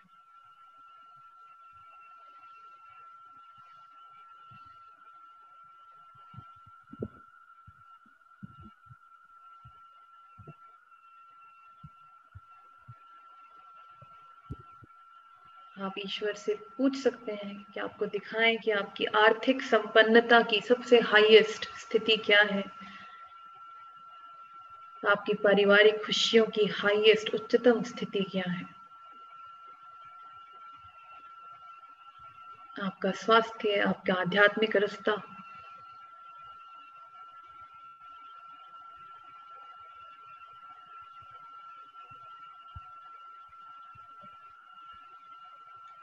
ईश्वर से आप कहना जारी रख सकते हैं कि मुझे और स्पष्ट बताएं, और स्पष्ट बताएं, और स्पष्ट बताएं।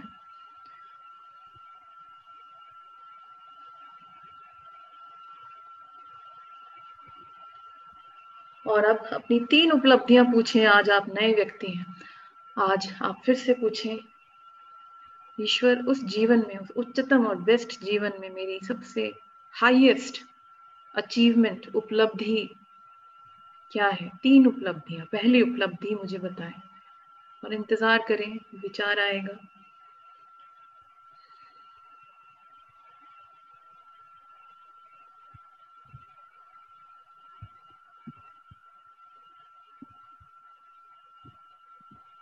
अपने मन को पुश करें और आगे बढ़ जाएं, जैसे कोई पर्दा हटाकर आप आगे बढ़ जाते हैं।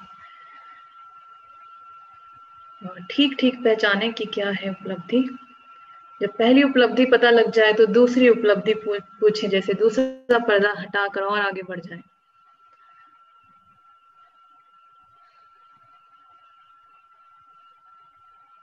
बहुत सुंदर।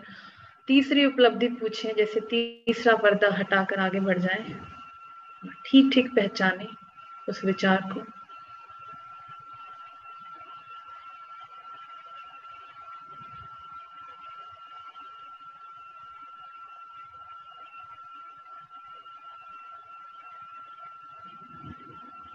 सभी ऊर्जाओं को स्वागत करें आभार के साथ उन्हें एक्सेप्ट करें, स्वीकार करें। आप इसके अधिकारी हैं और ये सारे अनुभव आपके लिए सुरक्षित हैं, पॉसिबल हैं। ईश्वर का धन्यवाद करें और ईश्वर से कहें ये हो चुका है, ये हो चुका है, ये हो चुका है। इन सभी ऊर्जाओं को इकट्ठा करके अपने सिर के केंद्र बिंदु में वापस आ जाएं, मस्तिष्क में प्रवेश करें, लाइट स्विच ऑन करें और पूरे शरीर में इस नई ऊर्जा को बहता हुआ देखें। आपके मस्तिष्क तंत्र में इसे बहता हुआ देखें, हार्मोन्स में, आपके श्वसन तंत्र में, फेफड़ों में,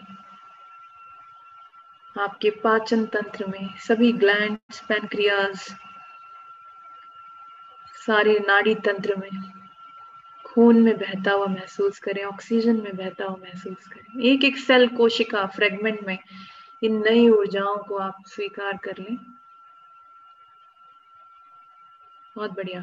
अब पैरों में आ जाएं, पैरों से फिर से धरती में जाएंगे और 10 फीट नीचे चले जाएं।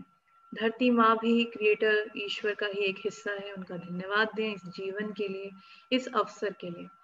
और वहां से पॉजिटिव ऊर्जा लेकर फिर से पैरों में आए और इस बार फिर से ऊपर की ओर बढ़ें। पूरे शरीर में इन ऊर्जाओं को फैला दें, शरीर का एक एक कोना इस ऊर्जा से भर जाए और आप पहुंचे सिर के केंद्र बिंदु पर। यहाँ से जब निकलेंगे इस बार तो अपने ऑरा में, अपने शरीर के चारों ओर इस नए प्रकाश को, नई ऊर्जाओं को भरें, नए जीवन की नई ऊर्जा को। और आपका ऊर्जा चक्र, आपका ऑरा मजबूत है ऐसा विचार करें, पॉजिटिव है, स्ट्रॉन्ग है, प्रोटेक्टेड है। और यदि कोई भी ऊर्जा इसे छुएगी तो सिर्फ और सिर्फ पॉजिटिविटी में ही बदल जाएगी। सभी शक्तियों का धन्यवाद जिनकी वजह से आज हम सब यहाँ हैं। धन्यवाद कर दें और आराम से धीरे धीरे आंखें खोल लें। एकदम से बातचीत नहीं करेंगे। जब आंखें खोलते हैं तो आप एक नई ऊर्जा को आंखों में महसूस करें। इस ऊर्जा को अपने चारों ओर आप बहता हुआ देख सकते हैं। ये आप हो, आपका ऑरा है, आपकी नई ऊर्जा है। और हो सके तो थोड़ा सा पानी सिप कर लें, थोड़ा सा पानी पी लेंगे तो ये जो अभी अभी ऊर्जा का निर्माण आपने किया है वो आपके शरीर में, आपकी कोशिकाओं में, सेल्स में ऊर्जा के रूप में रजिस्टर हो जाएगा, सॉलिड रियलिटी की तरह, और आप इसे डाइजेस्ट कर लेंगे।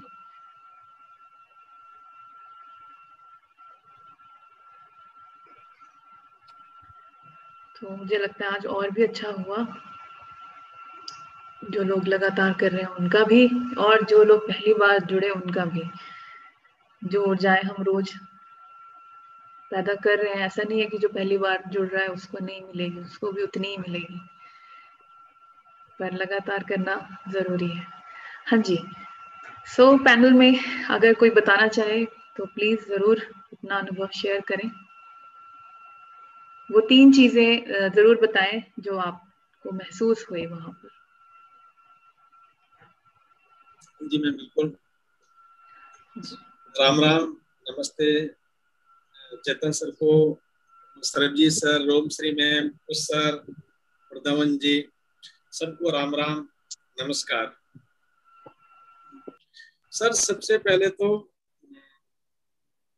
चेतन सर का, सरबजीत सर का, आप सबका बहुत बहुत धन्यवाद है कि आपने इस समय में ये इतना बेहतरीन जो सेशन है शुरू किया है, जिनसे बड़े सारे लोगों की जिंदगी में बहुत अच्छा और बहुत बेहतर जिंदगी में परिवर्तन आ रहा है।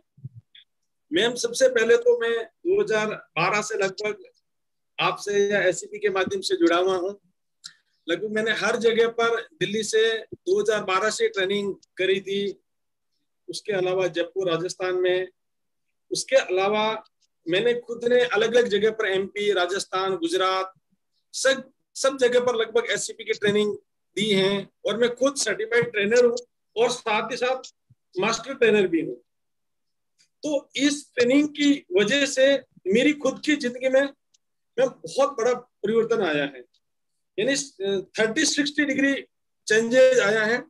हर तरीके से जो मैंने सोचा है कि विचार कैसे काम करता है, क्योंकि इससे पहले भी जैसे सीक्रेट सरजीत सर ने लॉन्च करी थी, उस टाइम उनको अच्छे से सुना था, पॉइंट भी बनाए थे।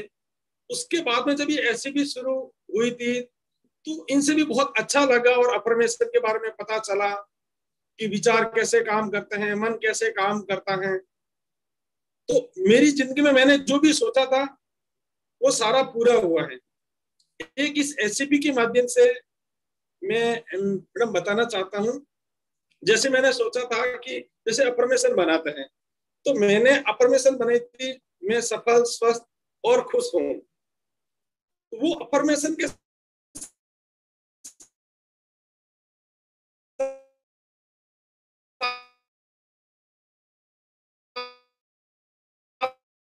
साथ मैंने ये लिखना शुरू किया कि मेरे को 5 लाख रुपए का पे आउट चाहिए, 5 लाख रुपए इंसेंटिव चाहिए मेरे को 1 मंथ का।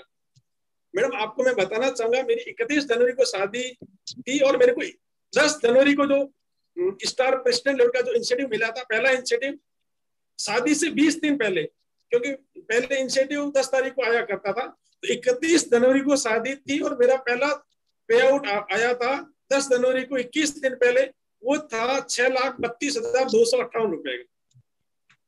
तो बहुत अच्छा परिवर्तन आया है।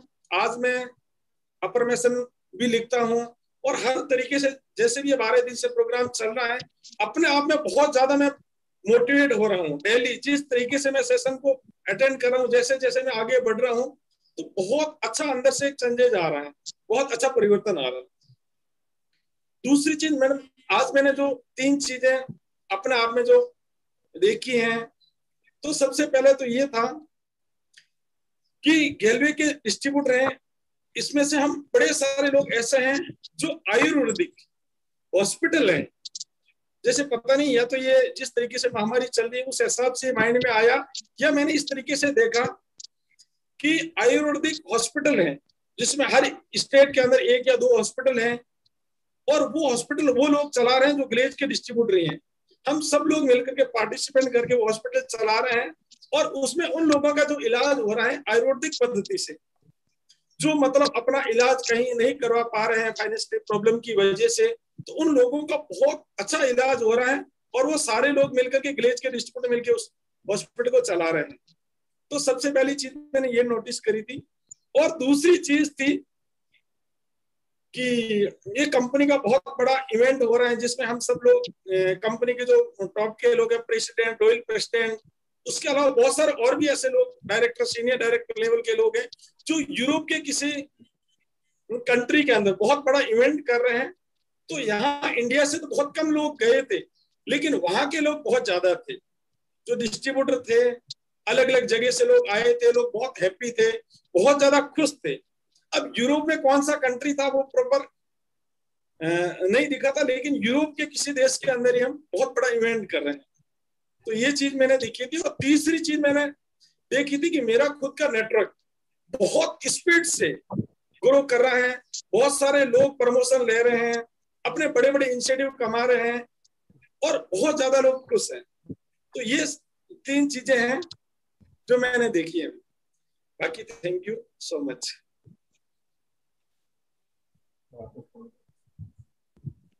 बहुत सुंदर प्रताप जी, बहुत ही सुंदर, बहुत बढ़िया। आपके भी जो विजुअलाइजेशन है उसमें ईश्वर तत्व का आभास होता है, क्योंकि आपने कुछ ऐसा भी देखा जिसमें निष्काम भावता थी या दूसरों के लिए कुछ कर गुजरने का भाव था। तो ये बहुत खूबसूरत है। तो खाब खाली अपने लिए नहीं देख रहे हैं आप, जन कल्याण के लिए भी देख रहे हैं। ये बहुत सुंदर है, बहुत सुंदर। नमस्कार सर, नमस्कार रोमसी मैम, नमस्कार कुश सर, और डायरेक्टर सर को भी नमस्कार। सर मैंने जो देखा अभी, जो मैंने प्रकृति को जब विजुलाइज किया कि मुझे कुछ दिखाइए, तो मैंने जो देखा सर, वो देखा कि हमारे जितने लीडर हैं, सभी लीडर पूरी एक्टिविटी के साथ काम कर रहे हैं, पूरे एक्टिव होकर के काम कर रहे हैं, पूरे जोश और एनर्जी के साथ काम कर रहे हैं। क्योंकि कुछ लोग ऐसे थे जो बीच में डाउन हुए थे, लेकिन वो लोग फिर से पूरे एक्टिव होकर के काम कर रहे हैं हमारे साथ। मेरे टीम के खुद के टीम के लीडर्स अच्छे से काम कर रहे हैं, और मेरे और भी जो हमारे अपलाइनर के हैं या फिर जो भी ग्लेज के और लीडर है वो लोग पूरी एक्टिव होकर के काम कर रहे हैं। और दूसरा नंबर में मैंने देखा कि सर मेरा गांव में जो घर है तो वहाँ पर मैंने एक ऑफिस बनाया है, घर भी बना हुआ है, घर के साथ साथ मैंने एक वर्क प्लेस बनाया है जहाँ पर मैं ग्लेज को लेकर के, जो हमारा डायरेक्ट सेलिंग है, नेटवर्क मार्केटिंग है, इसको लेकर के लोगों को और ज्यादा इसके प्रति लोगों को बता रहा हूँ, समझा रहा हूँ। हमारे गांव के जो लोग हैं उन्हें भी मैं बता रहा हूँ, समझा रहा हूँ इसके प्रति, और लोग और ज्यादा मोटिवेट होकर के हमारे साथ काम कर रहे हैं। और तीसरा नंबर में मैंने देखा कि सर मेरे गांव में जो है बहुत सारा खाली जमीन है, वहां पर मैं आम का पेड़ लगाया हूँ। और आम का पेड़ हम लोग लगाए हुए हैं, बहुत सारा आम का पेड़ लगाए हुए हैं। और भी लोगों को कह रहे हैं कि जाइए आप लोग भी अपने अपने गांव में जो जमीन है उसमें लगाइए, और इससे हमें भी आगे क्योंकि आम मुझे बहुत ज्यादा पसंद है खाने में, तो शायद उसको लेकर के, अभी आम का सीजन भी चल रहा है तो इसको लेकर के थोड़ा सा विजुलाइज किया, और एक अच्छा फील हुआ। और इसके साथ साथ मैंने और एक चीज देखा कि मेरे घर में भी 4 गायें हैं, और जो बछड़े होते हैं उसके साथ मैं खेल रहा हूँ मैं अपने घर में। तो ये चीज मैं अभी देखा हूँ और अच्छा फील हुआ है। और जहाँ तक बात है मैंने जो हमारा एसईपी प्रोग्राम है, एसईपी प्रोग्राम को मैंने 2013 में फर्स्ट टाइम पटना में मैंने अटेंड किया था। और वो जो है मैंने बिहार चेंबर ऑफ कॉमर्स जो है वहाँ पर मैंने अटेंड किया था, और वहाँ पर फर्स्ट टाइम मैंने ओमश्री मैम का जो सेशन है वो अटेंड किया था।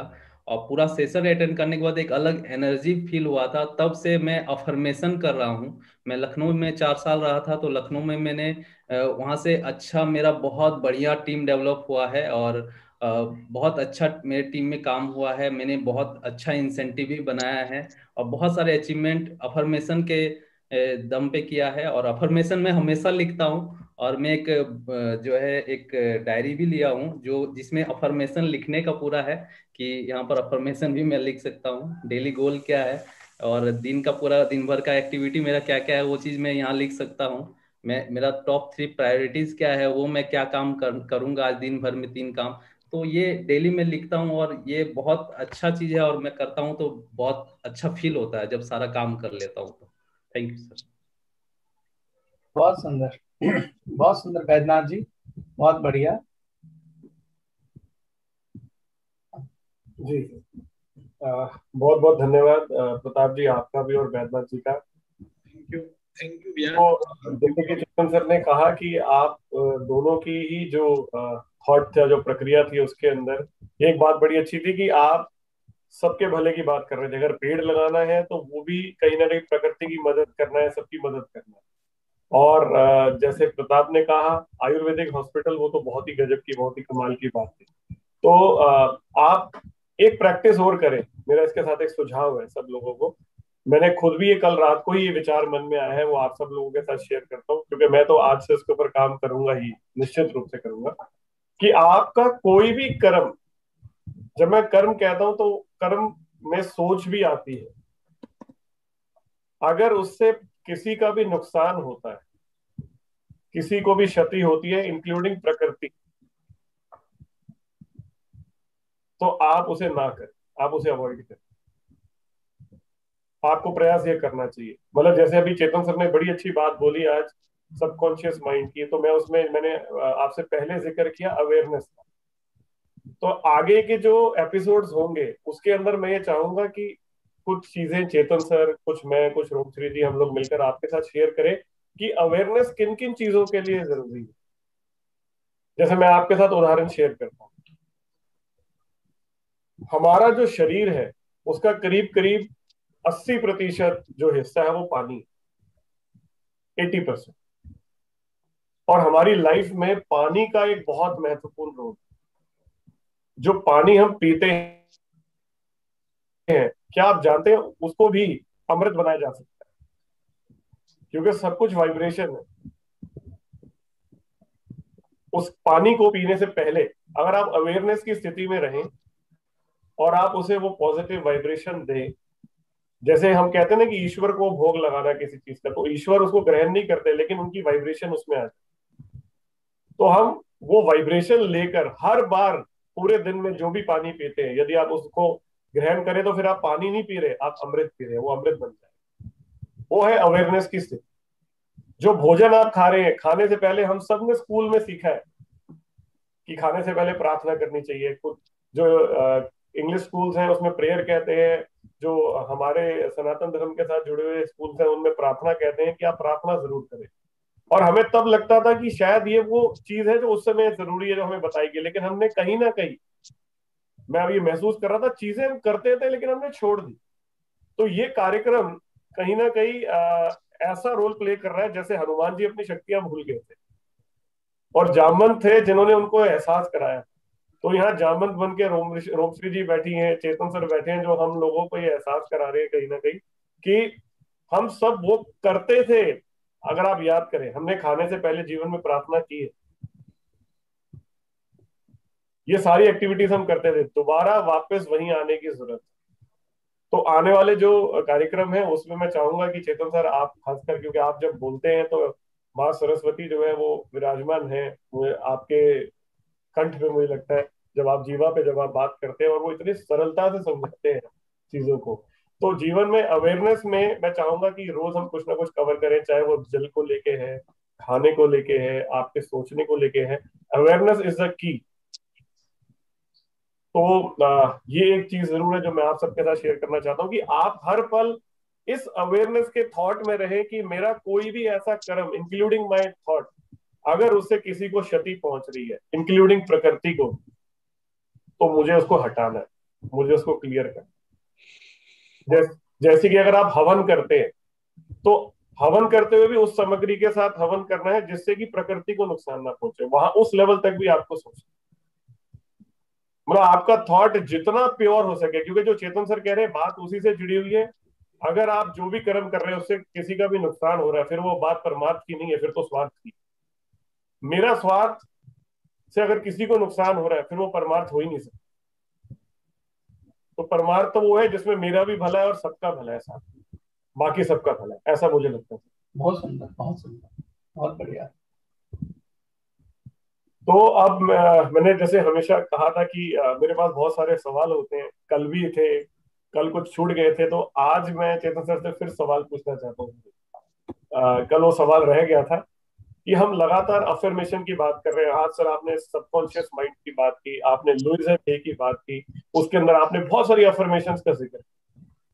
तो अफर्मेशन कैसे लिखनी चाहिए, कैसे लिखी जाती है, उसके पीछे का थॉट प्रोसेस क्या है, वो मैं चाहता हूँ एक बार आप हम लोगों के साथ शेयर करें। ठीक है Sarabjit ji, thank you so very much. पहले तो मैं सरबजीत को बधाई दूंगा, उन्होंने बहुत सुंदर बात करी है जागृति वाली और अवेयरनेस जिसे इंग्लिश में कहते हैं। बहुत ही, मतलब मैं आपको ईमानदारी से बोलूंगा, मैं खुद इसको फॉलो नहीं करता हूँ, पर मैं आज सरबजीत को बोलूंगा, मैं आज से इसको भी शुरू करता हूँ। बहुत सही बात है। सारा खेल ही एनर्जीज का है। हम भोजन कर रहे हैं और अगर आप, जो उन्होंने वर्ड यूज किया एनर्जाइज, या जिसे आप कहते हैं प्रार्थना, वही हम अभी भी कर रहे थे। तो अगर आप जीवन के हर चीज को उसके साथ जोड़ दें तो सब कुछ बड़ा खूबसूरत हो जाएगा। जैसे आप भोजन कर रहे हैं और उसको जागृति के साथ, अवेयरनेस के साथ भोजन को करें। जो जो भी उसमें अन्न आया है, जिस जिस भी जीव ने उसमें सहयोग दिया है, उसको ग्रेटिट्यूड दें। जिस वृक्ष ने अपनी जान दिया उसमें, उसको ग्रेटिट्यूड दें, उसको धन्यवाद दें और उस भोजन को नमन करें, प्रार्थना करें, माँ पृथ्वी को प्रार्थना करें कि हाँ भाई, आपकी वजह से ये जो मिल रहा है, जिससे मेरा शरीर का वर्धन हो रहा है, उसके लिए धन्यवाद। बहुत सुंदर सरबजीत जी, मैं ये भूल चुका था, आपने याद दिलाया। आगे से इसको भी अपने जीवन का हिस्सा बनाने का प्रयास करेंगे। यही खूबसूरती है सत्संग की। कभी आप कुछ भूलेंगे तो हम याद दिला देंगे, कभी कभी हम भूलें तो आप याद दिला दें, है ना। अब मैं आपके उस प्रश्न पे आता हूँ अफर्मेशन के। तो मैं सबसे प्रार्थना करता हूँ कि अगर आप पेन पेपर उठा लें और कुछ अफर्मेशन लिखने के नियम है, 6-7 नियम, मैं वो आपको एक एक करके बताता हूँ और उन नियमों के आधार पे आप अफर्मेशन लिख सकते हैं। मैंने आपको बताया था, पहली बात तो अफर्मेशन के 3 हिस्से हैं। नंबर 1, अफर्मेशन को लिखना। नंबर 2 उसके साथ इमोशन जोड़ना, और नंबर 3 क्रिएटिव विजुअलाइजेशन। पहले अफर्मेशन को आप लिखेंगे, फिर आप उसका क्रिएटिव विजुअलाइजेशन करेंगे ताकि इमोशन जाग सके। क्रिएटिव विजुअलाइजेशन का मतलब है उसका स्वप्न दर्शन करना, यानी उसको देखना मानो ये हो रहा है, हकीकत है, यही सच है, उसे क्रिएटिव विजुअलाइजेशन कहते हैं। तो पहला है अफर्मेशन लिखना, दूसरा है उसका क्रिएटिव विजुअलाइजेशन करना यानी स्वप्न दर्शन करना, और तीसरा है उसके साथ इमोशन यानी कि भाव को जोड़ना। इसके साथ इन नियमों पे आधारित अफर्मेशन लिखी जाती है। अब मैं नियम आपको बता रहा हूं। पहला नियम आप लिख लीजिए, number 1, write affirmation in present tense. Affirmation को वर्तमान में लिखना है, ना पास्ट में ना भविष्य में। जैसे कि आपका एक सपना है कि मेरे पास बहुत सुंदर बंगला होगा, तो ज्यादातर लोग अफर्मेशन में होगा लिख देते हैं, फ्यूचर में। तो सबकॉन्शियस माइंड को ना फ्यूचर समझ में आता है ना पास्ट समझ में आता है। उसको समझ नहीं आएगा कि बंगला देना कब है भाई तुझको। सबकॉन्शियस माइंड को सिर्फ प्रेजेंट समझ में आता है, क्योंकि जो आप रिपीट कर रहे हैं बस वो उसी को ऑटोमेशन में डालता है। तो आप ये नहीं बोलेंगे मेरे पास बंगला होगा, आप बोलेंगे मेरे पास बंगला है, क्योंकि स्वप्न दर्शन को आप जीते हैं। अगर भविष्य में लिखेंगे तो वो आपका स्वप्न दर्शन नहीं बन पाएगा। तो आप लिखेंगे मेरे पास एक बंगला है। अब उसका दूसरा नियम साथ में जोड़ दीजिए, बंगला है तो उसको स्वप्न दर्शन करने के लिए यानी क्रिएटिव विजुअलाइजेशन करने के लिए तो उस बंगले को आपको फील करना पड़ेगा, महसूस करना पड़ेगा। तो कई बार मैं अपने ट्रेनिंग प्रोग्राम में कहता हूं कि किसी जो बंगला आपको सबसे ज्यादा पसंद है उसके सामने जाके खड़े हो जाइए, उसको महसूस करिए। अगर आपने कोई गाड़ी खरीदनी है तो शोरूम में जाइए, उस गाड़ी के अंदर बैठ के महसूस करिए, ताकि आप क्रिएटिव विजुअलाइजेशन अच्छा कर सकें। तो आपने स्वप्न दर्शन में क्या करना है, अपने आप को उस बंगले में जीते हुए महसूस करना है। उसका स्वप्न देखना है कि मैं उस बंगले में रह रहा हूँ, मेरी पत्नी है, मेरे बच्चे हैं, मेरा परिवार है, और मैं भोजन कर रहा हूँ। ओके। और जो जो भी आप ख्वाब देखना चाहते हैं, उस बंगले में से बहुत सारा कुछ दान पुण्य हो रहा है, वहां पे पूजा पाठ हो रहा है, जो भी आप अच्छे विचार उसके साथ जोड़े, तो ऐसा एक सुंदर सा ख्वाब देखें उस बंगले के साथ। तो पहला नियम है अफर्मेशन को प्रेजेंट में लिखना है, पास्ट में नहीं लिखना, फ्यूचर में नहीं लिखना। बंगला होगा नहीं, बंगला है जिसमें मैं रह रहा हूं, और उसको अपने क्रिएटिव विजुअलाइजेशन करना है। ठीक। दूसरा, स्पीक द पॉजिटिव स्टेटमेंट। आपने सिर्फ और सिर्फ पॉजिटिव स्टेटमेंट लिखना है, नेगेटिव नहीं लिखना है। दूसरा नियम, आपने सिर्फ पॉजिटिव स्टेटमेंट लिखना है, नेगेटिव नहीं लिखना है। इसका क्या मतलब है, आज रोमश्री जी ने भी बताया था कि सबकॉन्शियस माइंड ना को नहीं समझता। जैसे उन्होंने उदाहरण दिया था कि मुझे कोविड नहीं है। अगर आप ऐसी अफर्मेशन लिखेंगे तो सबकॉन्शियस माइंड उसमें से नहीं काट देगा और वो ये समझेगा मुझे कोविड है। तो फिर इसकी अफर्मेशन कैसे बनाई जा सकती है, तो आप पॉजिटिव में लिखिए कि मैं 100% स्वस्थ हूं, मैं 100% स्वस्थ जीवन जी रहा हूं। तो अपने आप को क्रिएटिव विजुअलाइजेशन में देखिए, आप दौड़ रहे हैं, आप एक्सरसाइज कर रहे हैं, आप खेल रहे हैं, आप बिल्कुल फिट है। तो जो भी अफर्मेशन है उसको विजुअलाइज भी करना है। अगर मैं बोलूं मुझे कोविड नहीं है, आप इसे विजुअलाइज कर भी नहीं पाएंगे। आप विजुअलाइज सिर्फ पॉजिटिव स्टेटमेंट को ही कर पाएंगे। तो आप बोलिए कि मैं स्वस्थ हूं। तो जब मैं बोलता हूं स्वस्थ हूं और इसको मैंने स्वप्न दर्शन करना है, तो मैं क्या करूंगा, सुबह सुबह आप पार्क में दौड़ रहे हैं, खेल रहे हैं, भाग रहे हैं, एक्सरसाइज कर रहे हैं, फुर्तीले हैं और पूरी तरह से स्वस्थ हैं, रस्सा कूद रहे हैं, फुटबॉल खेल रहे हैं, बैडमिंटन खेल रहे हैं, बच्चों के साथ भाग रहे हैं, बच्चों के साथ खेल रहे हैं। इसका क्रिएटिव विजुअलाइजेशन करें। जैसे आपने बोला मुझे कोई तनाव नहीं है, मुझे कोई स्ट्रेस नहीं है, मुझे मेरे जीवन में कोई गम नहीं है, तो ये इसका क्रिएटिव विजुअलाइजेशन नहीं हो सकता और ना ही इसे ऐसे लिखना चाहिए। मुझे कोई गम नहीं है, इसकी जगह लिखिए मेरा जीवन खुशियों से भरा है। और फिर उसका विजुअलाइजेशन करिए कि आप अपने परिवार के साथ हंस रहे हैं, दोस्तों के साथ हंस रहे हैं और आपके जीवन में खुशियां ही खुशियां, आपके चेहरे पे आनंद है, मुस्कुराहट है, आप मेडिटेशन कर रहे हैं, आप दान पुण्य कर रहे हैं और आप उसे एंजॉय कर रहे हैं, लोग आपके लिए तालियां बजा रहे हैं, लोग आपके सम्मान में खड़े हो जाते हैं। तो ऐसे आनंद को आप स्वप्न दर्शन करिए। मुझे कोई तनाव नहीं है की जगह लिखिए कि मैं बिल्कुल स्ट्रेस फ्री हूं, बहुत आनंदित हूं, शांति, बिल्कुल पीस में हूं। तो ऐसी अफर्मेशन लिखिए। अगला नियम है लॉ ऑफ रिपीटिशन, दोहराने का नियम। दोहराने का नियम। तो जब आप कोई अफर्मेशन लिख लेते हैं, सबकॉन्शियस माइंड चाहता है कि उसे आप बार बार दोहराएं। तो जब आप दोहराते हैं तो आपको ये मेक श्योर करना है कि जितना आप नेगेटिव चीज को दोहराते हैं उससे ज्यादा आपको पॉजिटिव दोहराना है। यानी कोई नेगेटिव विचार अगर आपको बार बार बार बार आता है तो आप मेक श्योर करें कि जब भी आप उस विचार से बाहर आए तो उससे ज्यादा बार आप पॉजिटिव विचार को करें।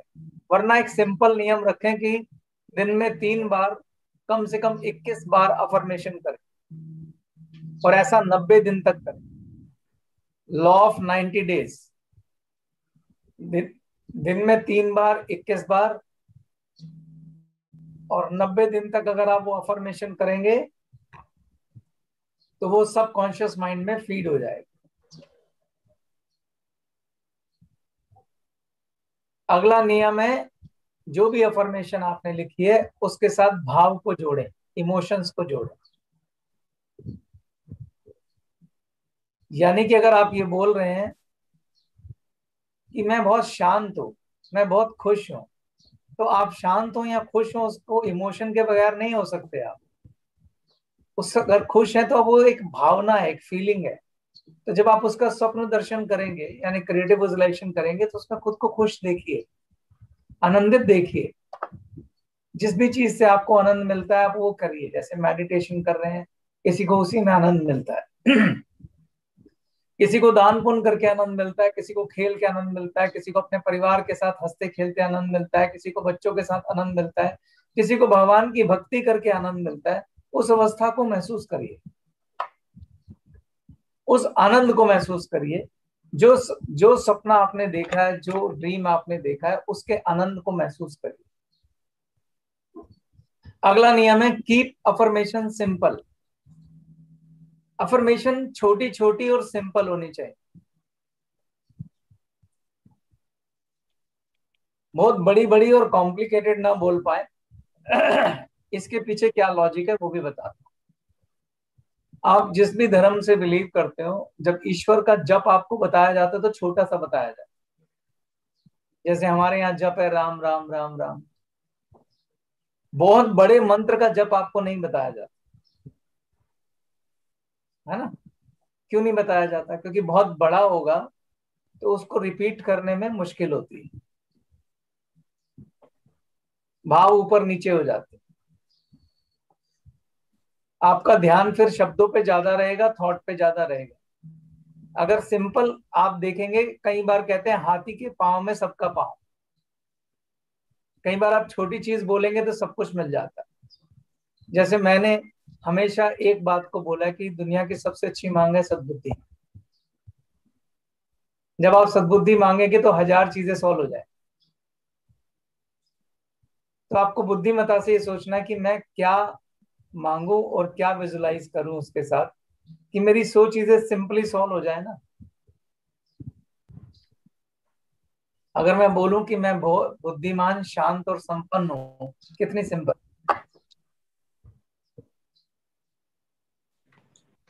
समृद्धि शब्द में बहुत कुछ आ जाता। तो आप अफर्मेशन को छोटा और सिंपल रखें। अगला पॉइंट, अफर्मेशन आपके बारे में होनी चाहिए, सिर्फ आपके अपने बारे में। आप दूसरों के लिए अफर्मेशन नहीं कर सकते, क्योंकि सबकॉन्शियस माइंड को आपसे मतलब है, दूसरे से नहीं। आप ये नहीं कह सकते, जैसे मैं बोलूं सरबजीत का जीवन सुखी हो जाए, आप सबकॉन्शियस माइंड कहेगा सरबजीत कौन है भाई, वो आपके लिए बना है और आपके लिए ही क्रिएट करेगा। तो अफर्मेशन सिर्फ आपके बारे में ही हो सकती है। ये तो कह सकते हैं मेरे रिश्ते में हाँ, आप ये कह सकते हो मेरे दोस्त मेरा सम्मान करें, पर आपसे संबंधित होनी चाहिए। जब आप दूसरों के लिए मांगते हो उसे दुआ कहते हैं, वो प्रार्थना होती है जो ईश्वर तत्व से की जाती है। लेकिन अफर्मेशन आपसे संबंधित होगी, आप दूसरों के लिए नहीं कर सकते।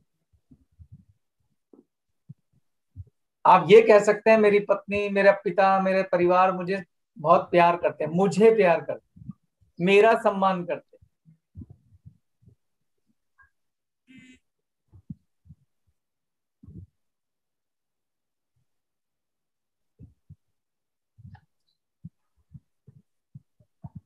जैसे एक बड़ा सिंपल है, कईयों की इच्छा होती है कि वो कहे मेरी पत्नी बहुत समझती, क्षमा, तो उसकी बजाय बोलिए मेरी पत्नी मुझे बहुत अच्छे से समझती, क्योंकि आपकी समझदारी का मतलब तो यही है ना। सिर्फ मजाक कर रहा हूँ, थोड़ा थोड़ा हंसी मजाक भी होना चाहिए, कोई गलत वे में नहीं ले। एक और ये कि आप अफर्मेशन में किसी और के लिए बुरा नहीं बोल सकते, ये उसी नियम से जुड़ा हुआ है। आप बोलें जी इसका ऐसा हो जाए, उसका वैसा हो जाए, ऐसा कुछ होगा ही नहीं, क्योंकि अफर्मेशन सिर्फ आपका सबकॉन्शियस माइंड आपके जीवन के लिए है, ना किसी दूसरे के अच्छे के लिए है, ना किसी दूसरे के लिए बुरे के लिए। तो इन नियमों पे आधारित आप अफर्मेशन लिख सकते हैं, और लिखने के बाद 3 बातें बार बार बोल रहा हूं, ख्याल रखिए। नंबर 1, अफर्मेशन लिखिए। नंबर 2, उसका क्रिएटिव विजुअलाइजेशन करें, उसे महसूस करिए, जैसे आप सपना देखते हैं वैसे ही, और ऐसा फील करिए कि ऐसा हो रहा है, होगा नहीं, हो रहा है, आप उसमें जी रहे हैं, उस अफर्मेशन को जी रहे हैं आप। जैसे आप सपने में ये पता नहीं लगा पाते कि वो सपना है या हकीकत, आपको हकीकत ही लग रही होती है, ऐसे ही आपको अपने अफर्मेशन को जीना है। और जब आप उसे जिएंगे तो भावना अपने आप निकल के आएगी, भाव अपने आप निकल के आएंगे, क्योंकि तीसरी सबसे महत्वपूर्ण चीज है इमोशन। तो अफर्मेशन, इनमें अगर ये 3 चीजें नहीं हो तो वो अफर्मेशन नहीं होती। तो ये सरबजीत जी के आज के सवाल का जवाब है। हो सकता है मैं कुछ छोड़ गया हूं, अगर कुछ याद आएगा तो आगे बता दूंगा। तो इस तरीके से अफर्मेशन तैयार की जाती है। Thank you very much sir, आपने बहुत अच्छे से, बहुत वंडरफुल अफर्मेशन को एक्सप्लेन किया सर। मुझे लगता है ये 10 नियम जो आपने लिखवाए हैं, इससे हम में से हर कोई अपने जीवन में कोई भी अफर्मेशन तैयार कर सकता है और उसका पूरा भरपूर फायदा उठा सकता है। Thank you very much. मैं आखिर में 2 मैसेज और देना चाहता हूँ आप सब लोगों को। जैसे कि हम इस कार्यक्रम को चला रहे हैं तो हमारा सिर्फ एक और एकमात्र उद्देश्य है, वो है सबका कल्याण, सबका मंगल। तो आपको यदि लगता है कि ये कार्यक्रम की सिर्फ आपको जरूरत है, तो एक बार गौर से सोचिए कि जितनी बातें आप देखते हैं, सुनते हैं इस कार्यक्रम में, इसकी जरूरत और किस किस को है। वो हमारे परिवार में कौन है, हमारे दोस्तों में कौन है, हमारे अपनों में कौन है। आप सिर्फ अपना कर्म कर सकते हैं, और वो है लोगों को रिकमेंड करना, सजेस्ट करना। आप वो जरूर करें। और मेरा ये मानना है, इस तरह का जो ये कार्यक्रम है, ये मैंने अपने जीवन में ग्लेज में पहली बार देखा है होते हुए, और हम सब लोग बहुत बहुत खुशकिस्मत हैं। और वाकई में मैं ईश्वर का धन्यवाद करता हूँ, बार बार धन्यवाद करता हूँ, लाख बार करोड़ बार, कि ये कार्यक्रम उन्होंने करवाया। और मैं चाहता हूँ कि ये एक ऐसी प्रकाश की ज्योति है जो ज्यादा से ज्यादा लोगों तक पहुंचे। तो मैं जरूर कहूंगा वो मेरे साथी जिनको भी इससे फायदा हुआ है, लाभ हुआ है, वो इसे ज्यादा से ज्यादा लोगों तक जरूर पहुंचाएं ताकि मैक्सिमम लोग इसका बेनिफिट ले सकें। बहुत सुंदर सरबजीत जी, बहुत अच्छी बात आपने बोली। इस बात में एक बात और ऐड कर देता हूँ।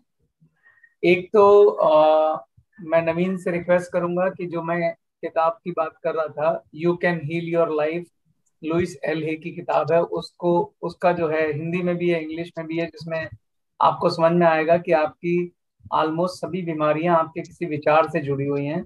अगर हम में से कुछ लोगों को कोई तकलीफ है, आपके घर में किसी को तकलीफ है, तो आप पहला काम ये करिए कि लुइस हेल की किताब में जाके देखिए कि कौन सा विचार उनकी इस बीमारी के लिए जिम्मेदार है, और उसके लिए उन्हें एक पॉजिटिव अफर्मेशन तैयार करके दीजिए, और उसके बाद उनको भी ये अफर्मेशन कराइए।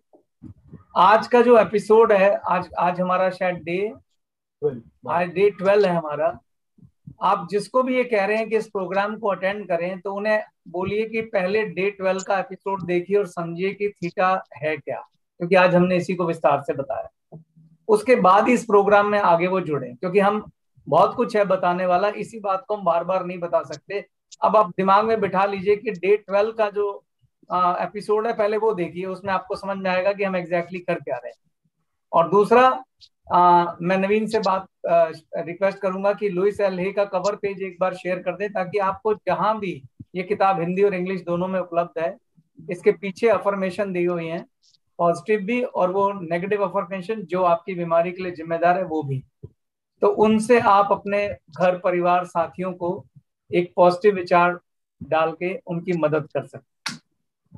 तो over to Sarabjit ji. Thank you sir, thank you very much. इसके साथ साथ हमें बहुत सारे लेटर्स प्राप्त हुए हैं। उनमें से एक लेटर है जो मैं आज आपके साथ शेयर करता हूँ। कोशिश करूंगा रोज एक दो आपके साथ शेयर कर सकूँ। रोमश्री जी, ये मैसेज आपके लिए भी है। मेजरली सवाल आपसे ही है, मतलब थैंक यू तो इसमें सबका कहा गया है। और इनका नाम है, एक सेकेंड, सुरेश लिखा हुआ है इन्होंने, सुरेश ही है, सुरेश बिल्कुल वक्त करके है, मैं जो पढ़ पा रहा हूँ। इन्होंने ये कहा है कि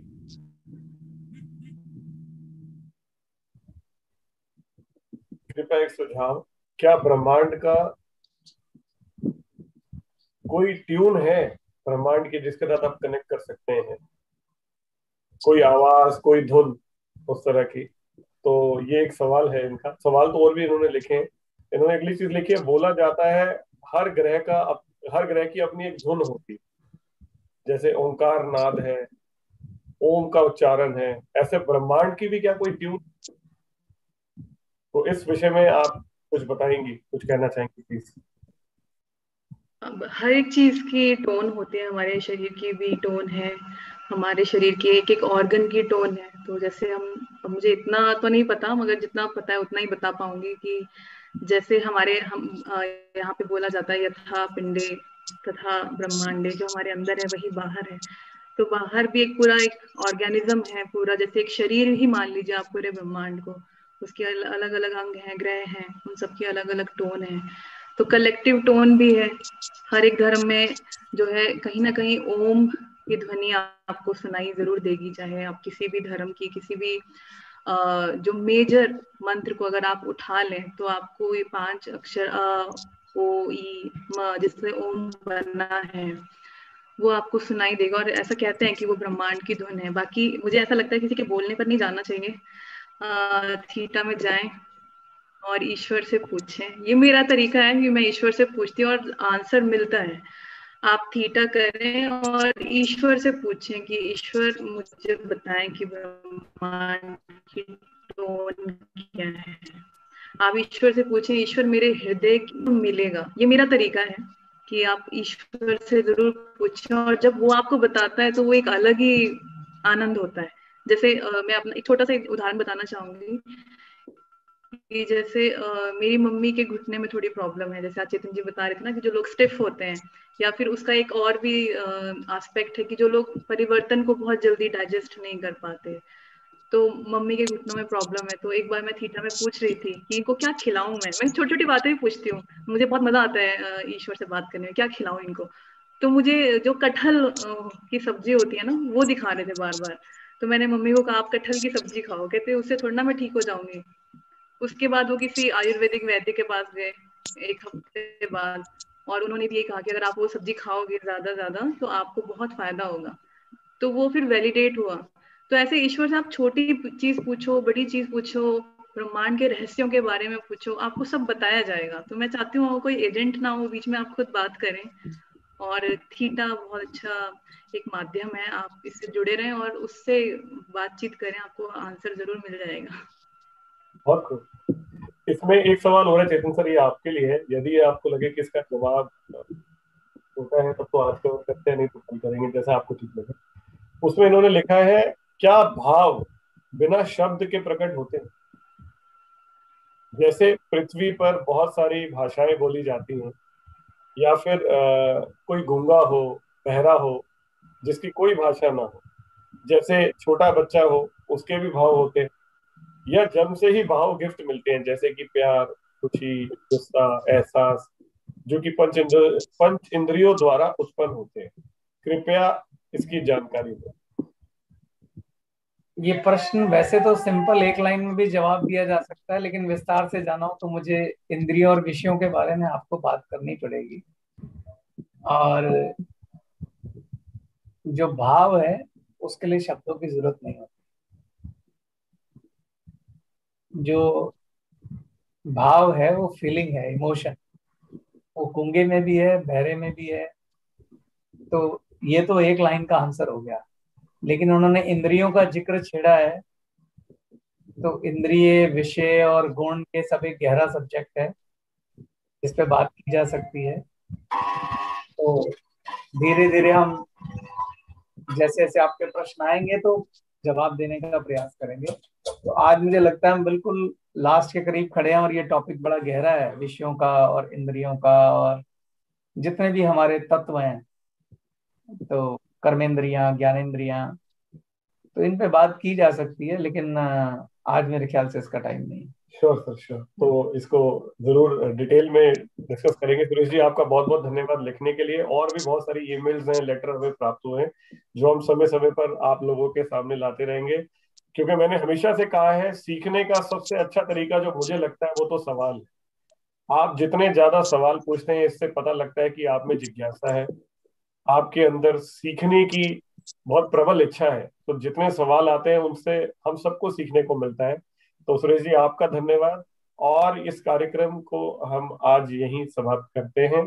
12वां दिन आज हमारे इस ज्ञान का, इस वर्षा का जो हमें प्राप्त हो रही है, जो मिल रही है, पूरा हुआ सफलता पूर्वक।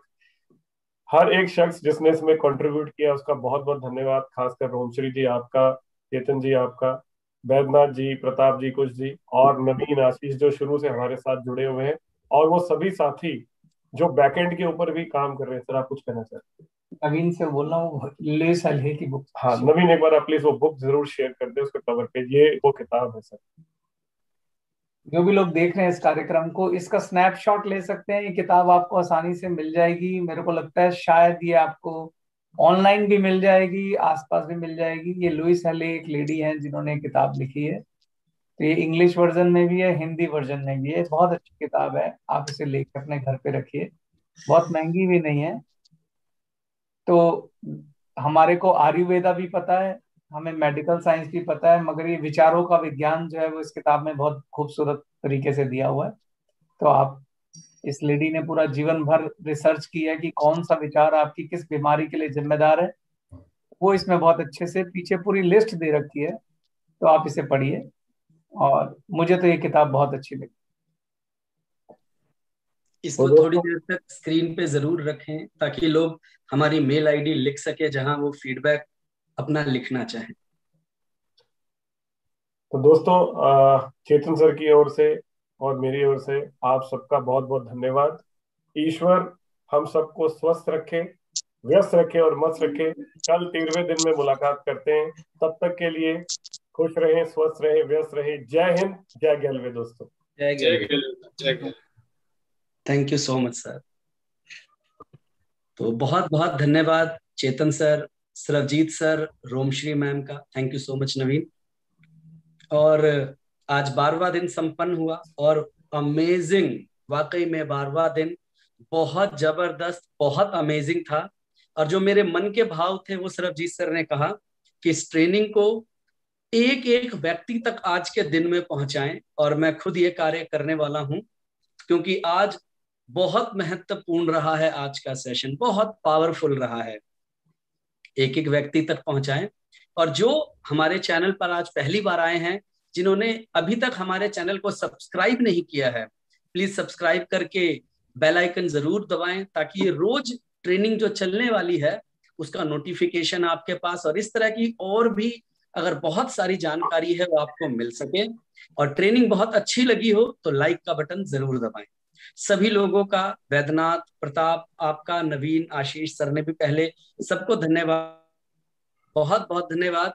कल फिर सभी से मिलते हैं 13वें दिन पे। धन्यवाद जी। Thank you.